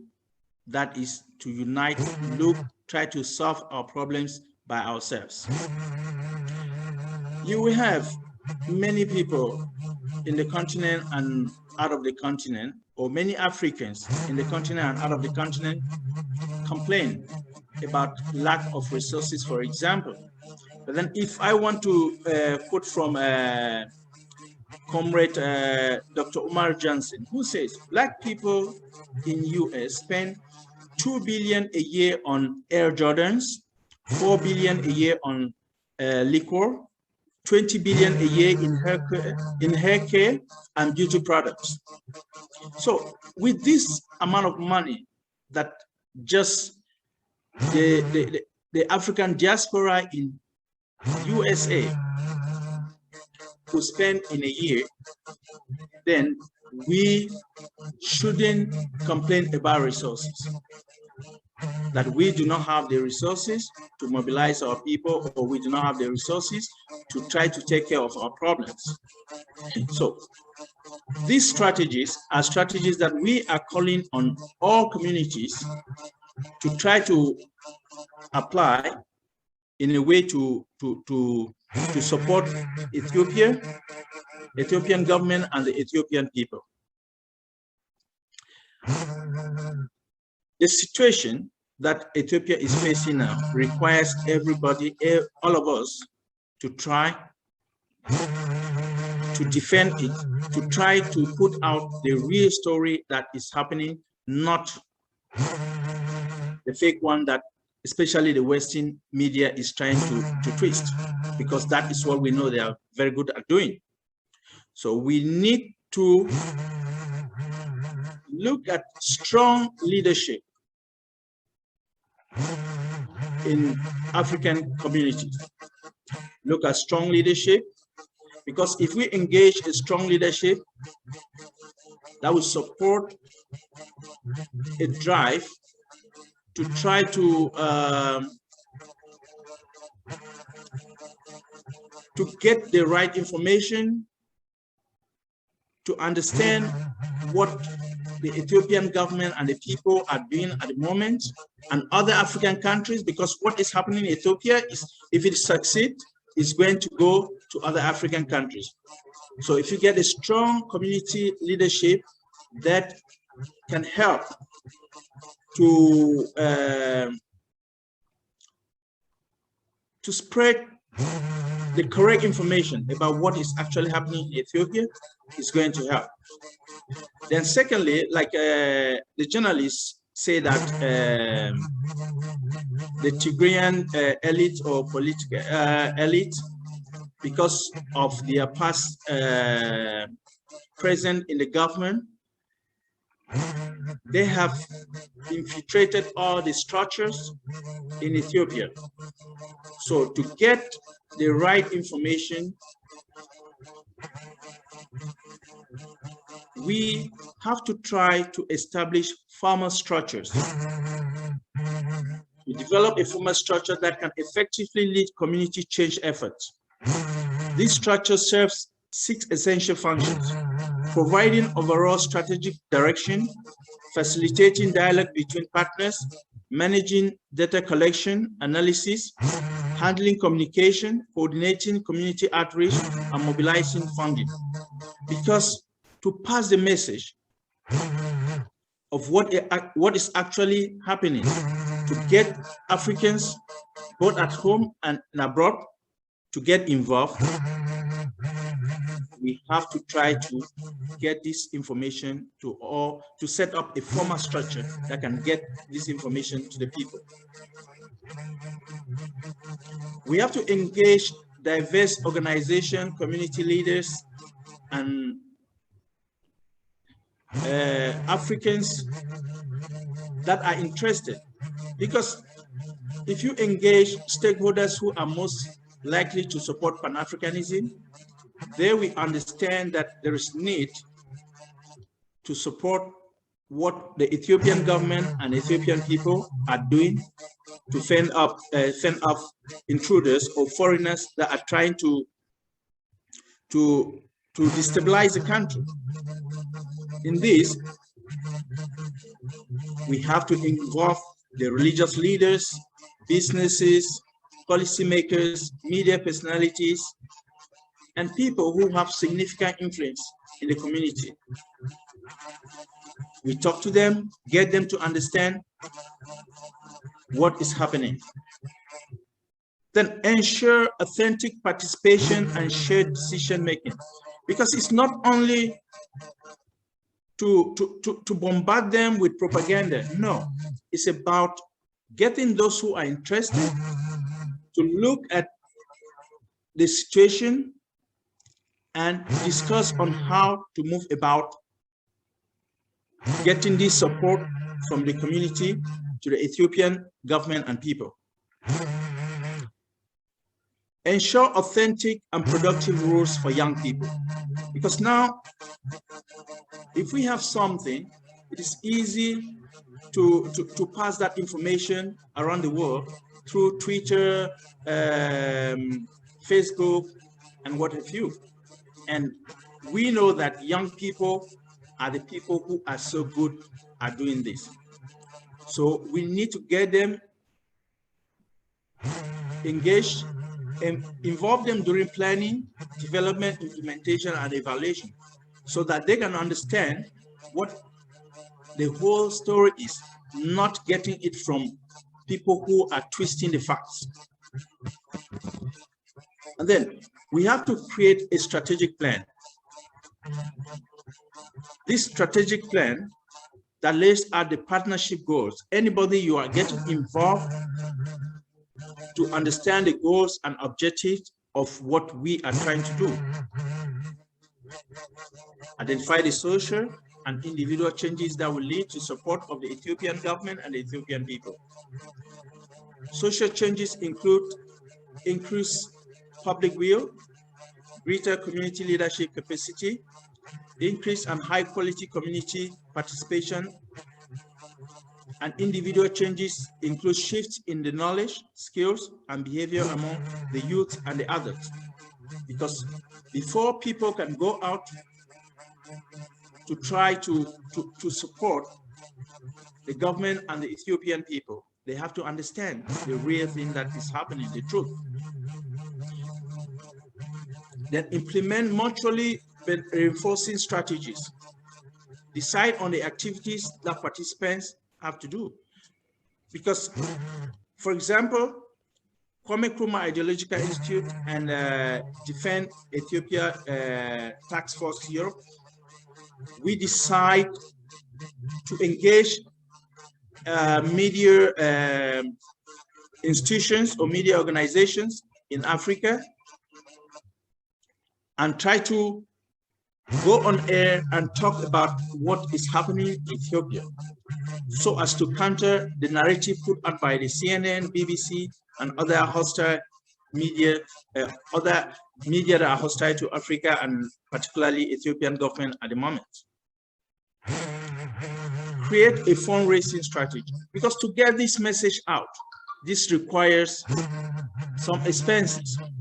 So we should be ready to raise funds to push and get people involved in what the Ethiopian government and the people are trying to do.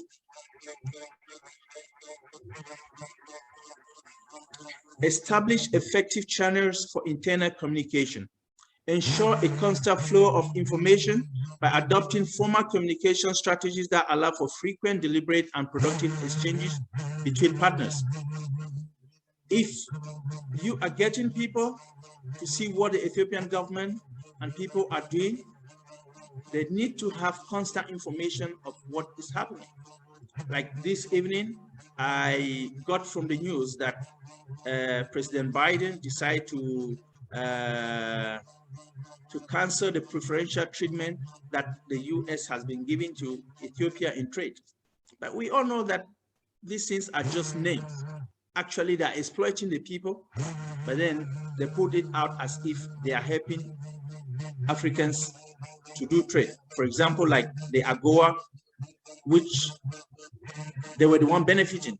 Most African countries were benefiting nothing, because anything you wanted to export, you still had a lot of complication, this rule here and there. And then the most effective is to educate the community. Educate and inspire the community by holding fora like what we're having now, engaging local media, designing public service announcements, creating billboard campaign, drafting letters to the editor, launching web-based and social media campaigns, or holding roundtables and conferences.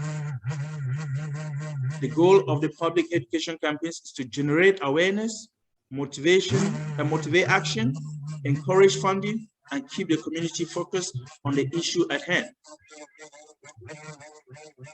Then, the next strategy we can use to mobilize the people is to conduct process and outcome evaluations, because at certain times we have to look at what we are doing.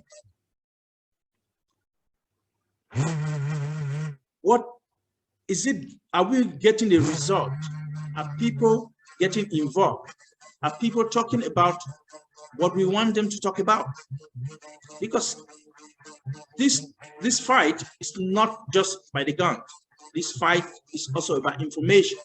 If people do not know the truth about what the government is doing, what the Ethiopian people are doing, what they intend to do, especially with the Grand Ethiopian Renaissance Dam, the benefit that is going to benefit the continent, then people may think it is just some kind of Ethiopian thing, but this is an African thing. So we all have to be on board. So we have to look at what we are doing if it's succeeding.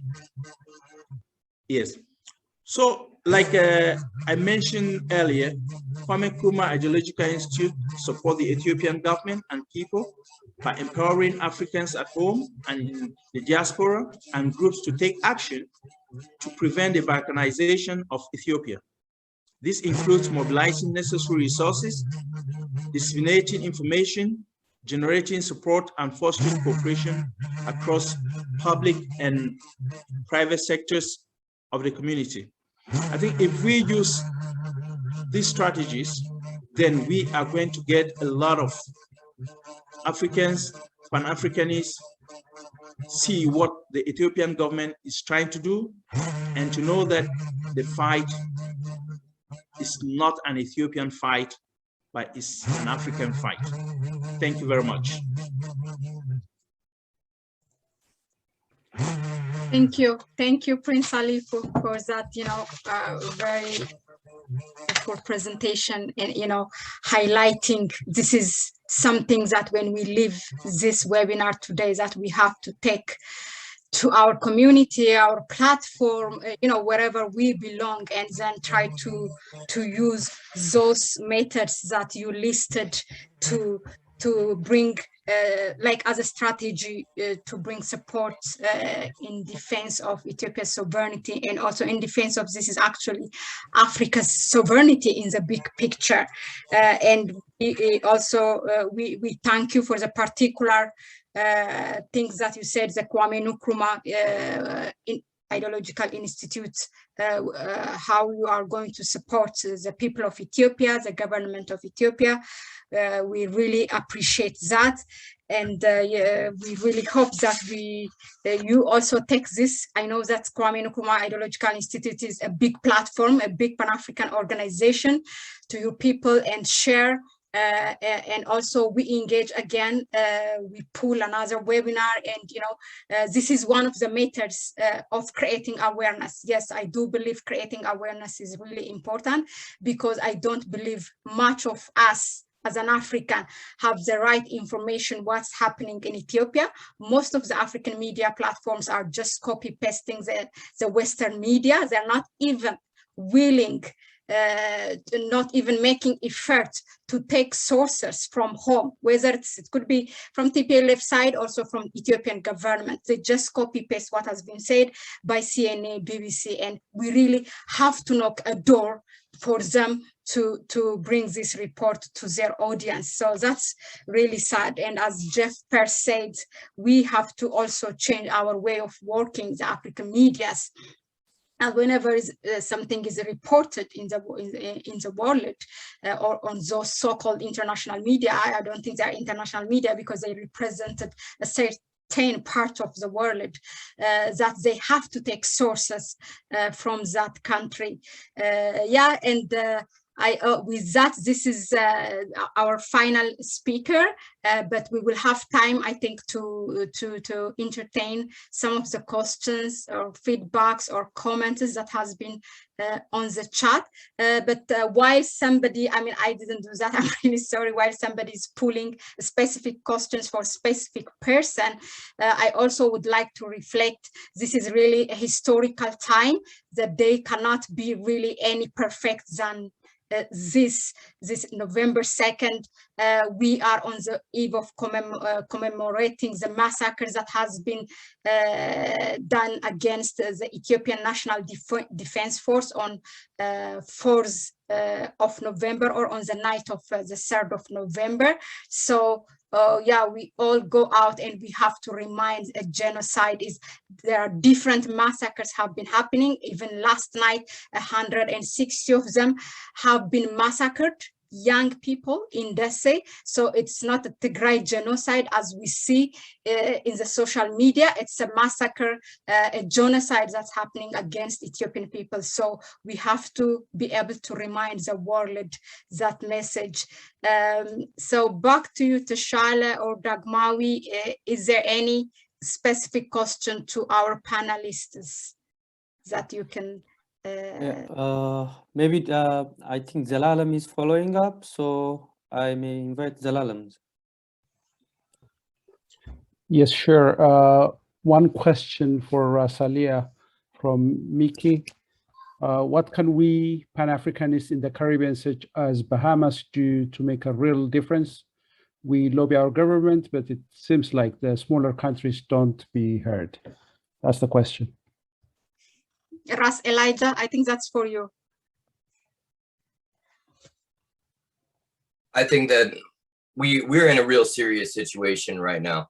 The recent news and the threats to Addis Ababa from the TPLF and the movements that are happening now means that everybody in Ethiopia potentially is under threat. That this is something that's going to need immediate action, and that those in the Bahamas need to link up with those in CARICOM, who I think are available or listening. But there has to be an awareness that we're in a situation in which third-party information, as far as making sure that reports are accurate, making sure that both sides do have sources, making sure that, this is something that's a huge work. And the nature of it is one where this collective database that can either go to the the African Union or to the Kwame Nkrumah Institute, but a way of making it so that there is accurate information on time, which is being done by a true organization. The very nature of really being able to see that what's coming is it looks like war. And the danger of this is one where that time isn't on our side. That this reminds me a little bit of what we just saw in Afghanistan. And there's a certain level of being very aware that this desire to move quickly can be a strategy of the TPLF. The desire of putting out misinformation, of making people think they're coming for you. But all of this is terrorism. And it makes people react in an emotional way. how do we do what we can do as fast as possible for Ethiopia? This is something which that I appreciated the Prince speaking on from Cameroon, Prince Salifu, that this is we have to do everything absolutely possible. We have to think outside of the boxes. We have to look for like minds, and then we have to pull our resources. And Dr. Desta spoke the same way. You know, if you have, if you know, if you're a master of something, if you're good at something, use that resource. If you know other people, same way. But this is something which, you know, my concern is that it's going to be up to the Ethiopian people and the people of Africa close by to mobilize quickly. Dr. Desta also spoke it from His Majesty's words, that our ability to mobilize quickly is most important. Right now, it's up to everyone. As far as what I've heard is that the Ethiopian government has told people in Addis Ababa that it's time to prepare to defend your neighborhoods. You know, that right now is a state of emergency has been issued. So the threat of what is going on presently at this moment is a danger and a threat to all Ethiopians. We need to look at it as a state of emergency. And what do we do when it's a state of emergency? And I appreciated Jeff Pearce's attention of saying, I need to get back to Ethiopia. You know, whatever we can do, do. Perhaps Prince Salifu, you can add to this as well, because I see that you want to answer this question as well. Yes, the people, our brothers and sisters in the Caribbean or Bahamas should not think that any effort they do is little. There are people listening. So what they need to do is continue to mobilize themselves and hit on their government. They may seem not to be listening, but somewhere somebody is listening and somebody knows that their problem in Ethiopia is their problem. It is our problem. So we have to keep putting the pressure. Little by little, they will listen. Because we have to understand that some of these people in our government systems are also held hostage. They want us to come out, and then they will come out knowing that they have people behind them. But if they do not know that they have people behind them, they can do things that might endanger them or might endanger their positions. So we have to show them that we are behind them, and then they'll come forward. So keep pushing, keep protesting, keep doing whatever you can do to create awareness about what is happening. Somebody somewhere will listen. Thank you. All right, thank you. Another question, this time for Mama Desta from Kabu. Says, thank you for a very insightful presentation, my sister. Continuing on your solutions-oriented perspective and your challenge to us, to what extent do you think a Pan-African media forum with a similar mandate to DAF and supported by the AU can address the vexing issues related to narratives and image of Africa, Ethiopia specifically, raised in this webinar? I'm going to be very frank. Everybody knows me for that. I speak my mind. I and call it what it may, because it's based on truth and it's based on morality. As a jurist, I am careful of what I say, however, because I never want to inflame or incite. But even our media in the diaspora has to take responsibility. I have listened to so many shows from friends and colleagues who are journalists who are getting the story wrong. Just now, people are beginning kind of, sort of, to come around. Before Mahalet referred to internal and external. The internal part is for us to, investigate ourselves, ask ourselves, what is it that our role is as journalists? And I'm going to step away and sort of speak to Kabu as a journalist. What is our role? Never to take sides, but always to speak what is happening on the ground and not regurgitate what is happening in BBC, CNN. It's when we see these stories in Al Jazeera and so forth that we respond to them. But we're not responding most of all to the Twitter feeds. And Twitter is the main thing that the PM, the government of Ethiopia, and other activists are using as the platform for communication. You know, Gil Scott-Heron said the revolution will not be televised.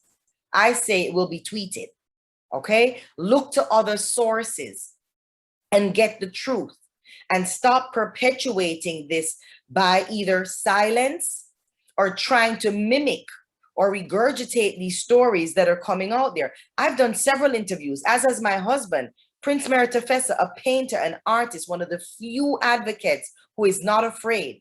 He just did a major exhibition at the University of Florida called the Weapon Series, depicting Ethiopian soldiers and young people and addressing the issue of child soldiers, all of that, speaking about that. Where's the media?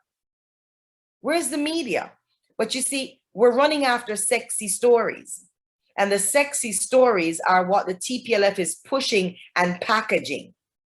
The other thing to keep in mind is that Ethiopia, our culture, is not one to brag and boast. So this whole idea of having these major propaganda where we're saying we're this, especially Amhara. My husband is from Minsk, okay? And a true Amhara man doesn't go out there and say, I'm being victimized and no. So this is a very new space for the Amhara, for the Ethiopian people who are proud to go out and say, hashtag save me, hashtag. This is really out of sorts. And I want people to understand that within journalism, we have to cover stories from a cultural standpoint as well. Give it context. Look at things from all around so that when we present the stories, we're presenting the truth. This is not like the United States or anywhere else, new societies, 100, 200 years old, that you can basically say this one sentence and it fits. Ethiopia is too dynamic. It's too much going on to feel that one soundbite is going to address this issue. And so this is hard work for journalists. This is not the easy gig where you got a stringer and you pick up a line and you run with it and boom, that's it. This particular offensive is going to take a lot of work, a lot of hard work and unpacking, and a lot of psychological analysis on top of that. So this is not easy, and we don't have all the answers here, but I do believe that we're able to scratch the surface and through a concerted letter or statement, be able to say something that's fresh and new, that asserts and reassures Ethiopia that you're not alone. Because just that psychology, again, I mean, I live in Ethiopia. I'll be home in a few days. I'm not going anywhere. I'm going right home. Everybody's worried you're going to, I'm going home. I'm not going to war, I'm going home where I can contribute and hopefully be able to send stories out. But journalists have to start unpacking this also culturally and not just politically, because the Ethiopian society, we're a part of our culture. You cannot pull that apart from who we are politically. It's part of our culture. It's part of who we are, our identity. I hope I answered that question. Thank you. Just one more question, conscious of time. Any one of the panelists can answer this one. It says, since Ethiopia is the headquarters of the African Union, shouldn't the African Union be much more concerned and actively engaged in bringing positive resolution to the situation in Ethiopia? Is the AU doing enough? And if it is not, why is it not doing more? Any one of you can answer this one. You know, very briefly, as you said, in consideration of time, the African Union could be doing more. However, there's a bit of a dilemma. When this started, November 4th, a year ago, the position of the government was, we got this, we're gonna handle this. And basically, we did not necessarily welcome that intervention. Things have changed, and also Ethiopia has to set the tone for what it wants, for the role of engagement. And so I think the AU still has a role to play, but it has to be concerted and based on the best interest of Ethiopia. So that's my brief response. To add on what Mama Desta said, you know, the African Union, according to the African Peace and Security Architect that has been out from, I think, the beginning of the reformation to the African Union, when a country is in conflict, then priority is given actually for the regional blocs to step in rather than as a whole, the African Union itself. So given that Ethiopia is in the eastern part, it used to be IGAD who was playing the major role. And in IGAD, Ethiopia was so active and driving that, you know, sitting behind the wheel, steering the wheel. But now we are not in the same position for various reasons. And also countries come together, member states, and they will be asked actually who can step in to make that peace and security arrangement in such countries who have there also comes an issue of funding. Who is going to fund it? It's not just to send a military to the country. So there are various things that are going on. But now if we see Eastern Africa, particularly Eritrea, I mean, most of the countries do not have relation with Eritrea, although Ethiopia has a peace with Eritrea. Sudan is what you can see. It's like I'm talking now about the Greater Horn region. Kenya has a different interest, although we are peaceful, but we all know what is going on. Djibouti, I mean, everybody is in Djibouti, so we all know what kind of an arm twist diplomacy is going on. So we all those things has to be taken into consideration. So it's not easy for the African Union just to step in. But in principle, of course, Ethiopia being the capital of the African Union and, you know, running and supporting that Pan-Africanism value, Ethiopia do accept the proposal by the African Union and have welcomed the initiative of the appointment of the former Nigerian President Obasanjo. But of course, as the Deputy Prime Minister said in the last UN meeting, it should be the African solution to African problems should be applied in a way that there is no other intervention. I mean, that knowledge should be, or that wisdom should be applied with no interference. That is where Ethiopia has a problem, and not so much is going, as you can see. So we can say a lot about that, but Ethiopia as a principle will not, did not before, and will not denounce what is proposed by the African Union. The main thing is it should be, African Union should be allowed to do that independently without any intervention. Yeah. Yeah, if I may add something, I think Ethiopian government by itself cannot really put much pressure on the African Union, but Ethiopian people and other Africans should put more pressure on the African Union to do more, because truly African Union, although engaged, but it is kind of passive. It is not really that forceful when the other, for example, during the negotiation, when the other parties decided not to follow the African Union directive, but to go to US for solution. So there should be some kind of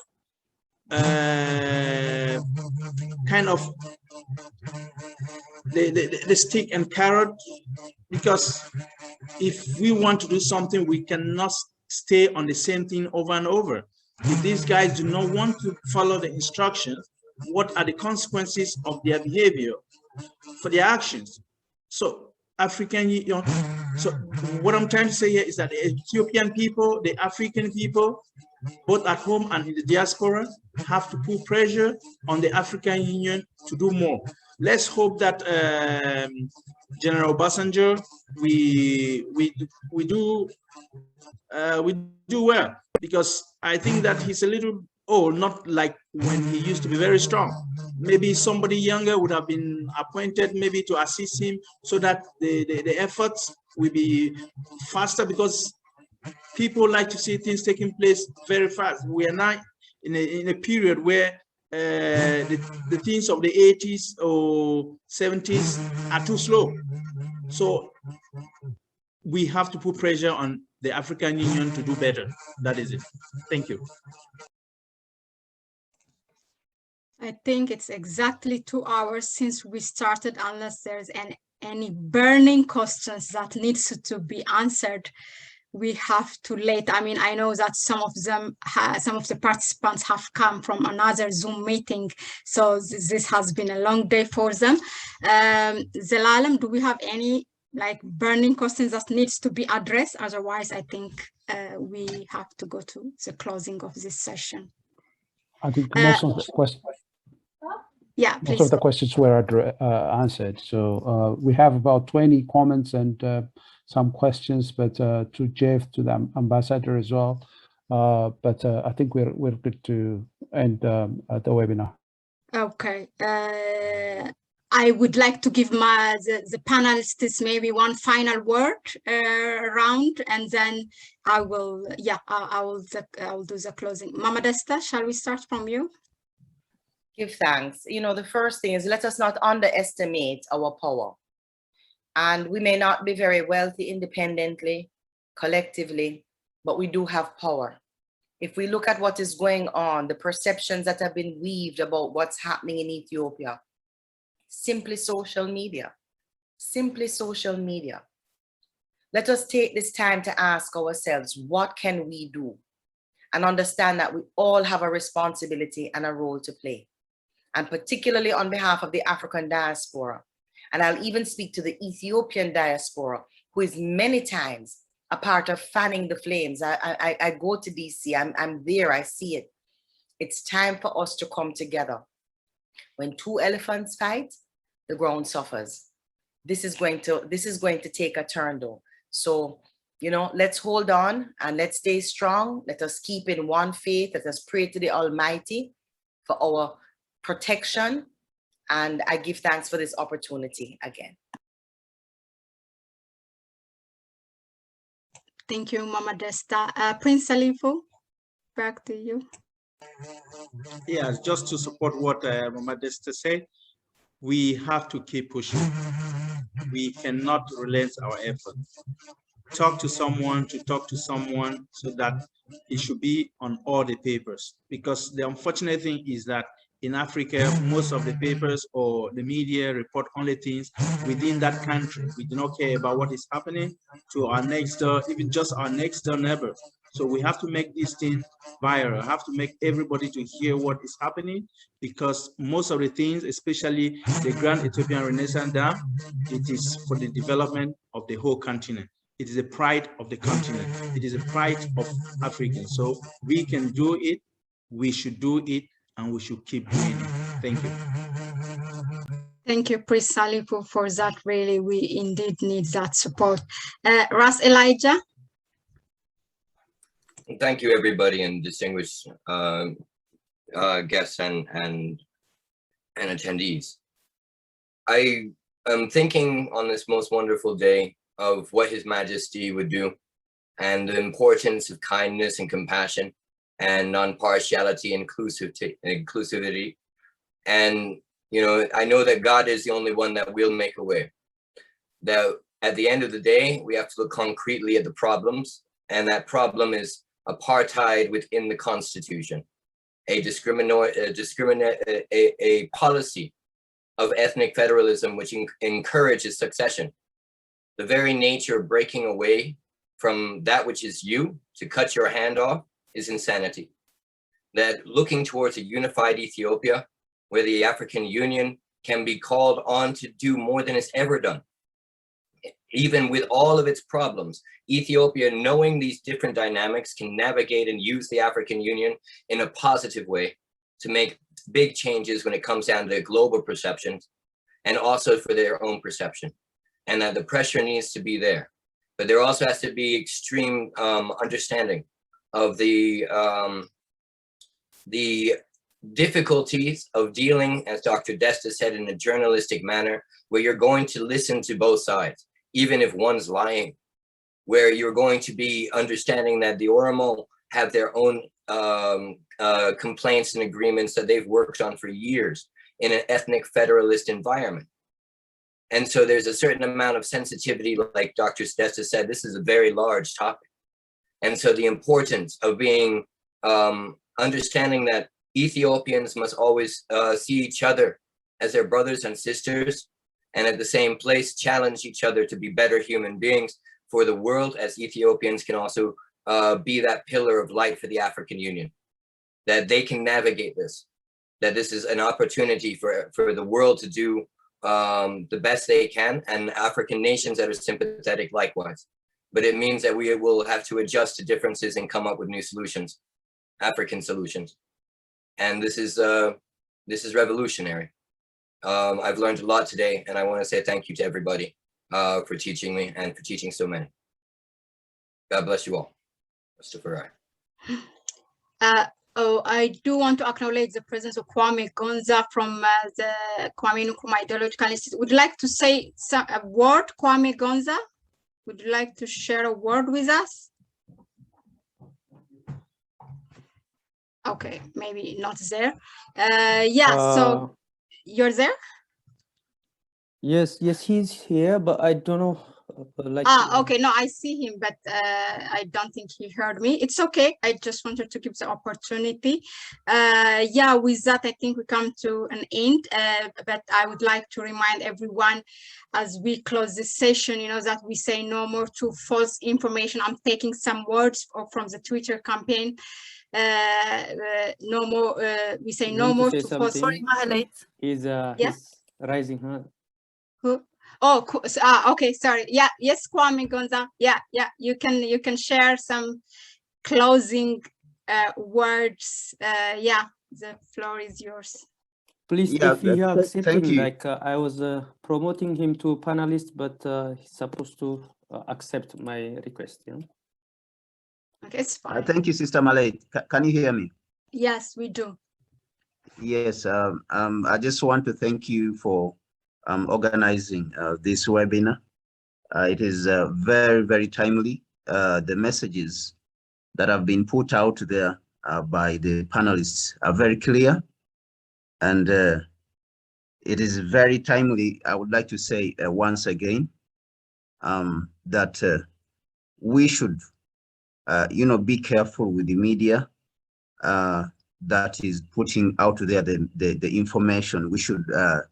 We should be able to filter out the message, and especially I encourage people, for example, to look out for African sources of information. Like, for example, if you want to know what is happening in East Africa or in Ethiopia, you need to look out for sources of information that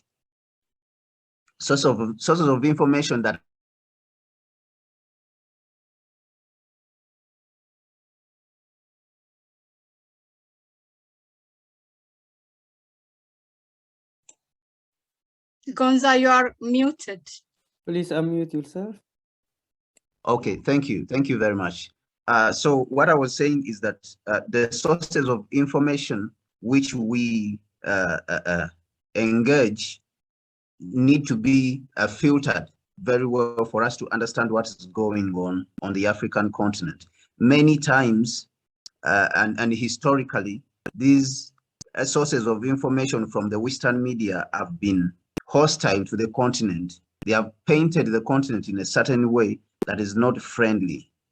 And fortunately now, what we have is that information, sort of the sources of information have been liberalized, or let me say democratized. The space has been democratized with the emergence of social media.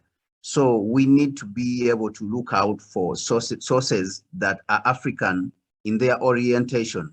Like right now, if I want to understand what is going on in Ethiopia, I will not go and ask CNN or BBC or France 24, because historically, these are colonial, media. we can't get all the African, information that is friendly to Africa from this type of media. So I will go to East Africa.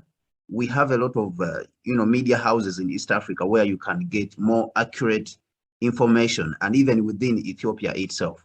So this is what I would say, and I would encourage the other African people on the continent and those in the diaspora to look out for. It is very easy to be brainwashed by these Western sources of media. And also the other thing we have seen that these people, they don't have monopoly on knowledge and understanding that ever since the emergence of independence, we have seen that the Africans are capable of many things, like one panelist spoke about the defeat of Italy by Ethiopia at the Battle of Adwa. So a lot of things have been done now by African scientists, politicians. We have had some good people and very good people and politicians, like people like Kwame Nkrumah, Julius Nyerere. So these people who are telling us what to do from the Western media, I think we have to outright reject their advice if it doesn't suit us as a people, as African people, if it doesn't take us forward as African people, and it does not develop us. We have to outright, reject it because it does not suit the African space and African development. So I want to applaud the stance that has been taken by the Prime Minister Abiy to say that this problem is an African problem. So all African problems should be attended to by the Africans, should be solved by the Africans, because we are more knowledgeable today than our forefathers were.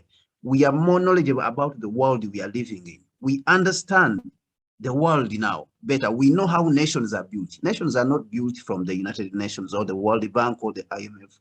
So we have to outright reject this because we are more knowledgeable now.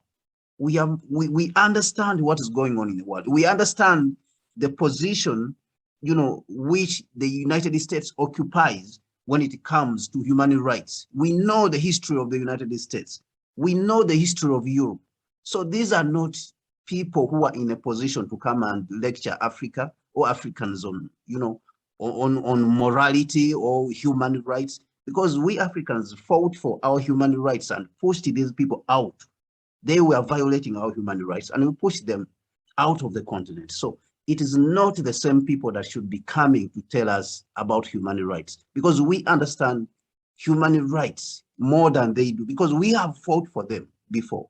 So I would like to say that the Africans, we need to digest our information very well and filter it out, because most of it, even though the information space has been democratized, sort of, but still it can be abused by these people who have been holding information hostage. Today, information is not hostage. We just need to filter it out. I want to thank you very much for organizing the webinar. Thank you.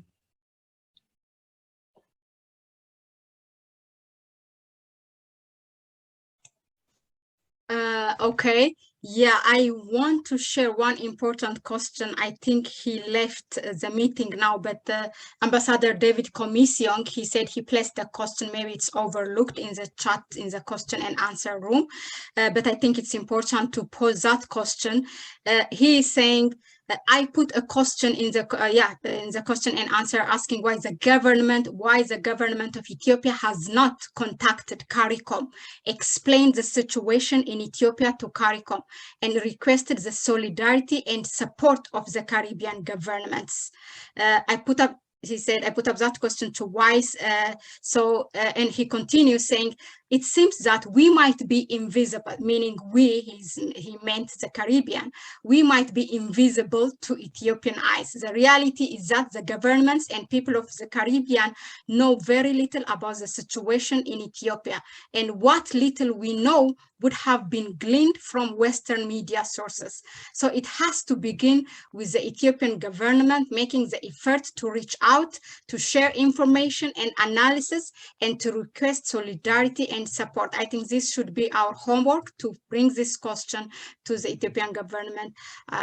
Maybe I think Ambassador left, but yeah, we really have to bring it. This is really important.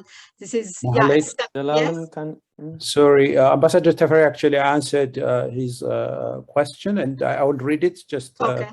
Yeah, Ethiopia, as a member of the Organization of African, Caribbean, and Pacific States in Brussels, Belgium, is engaging the Caribbean countries through parliaments in member countries. That's what he responded to that question.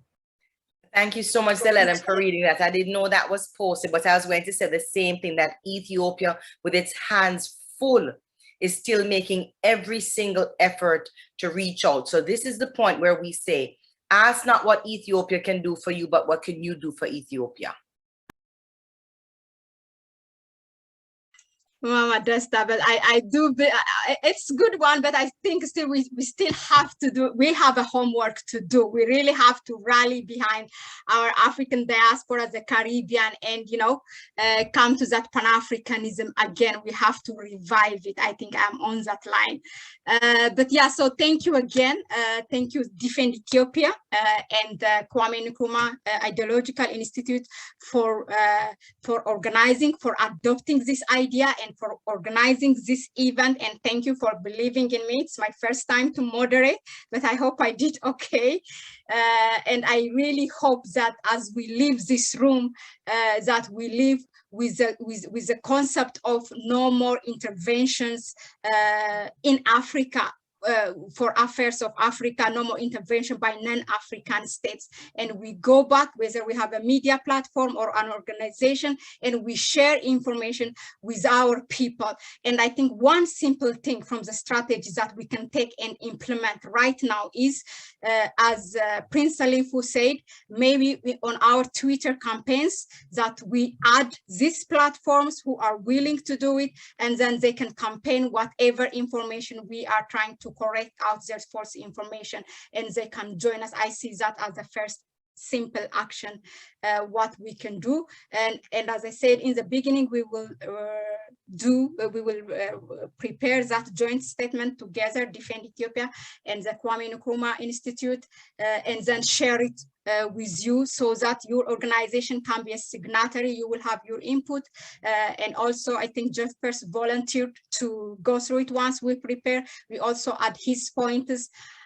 One step at a time. Yes, for me, I made one step of answering that question: where are the African diasporas? That has been there during the Italo-Ethiopia invasion. So this is one step, and we can do more. So with that, thank you very much, I say, and yeah, good night to everyone, and thank you for being here.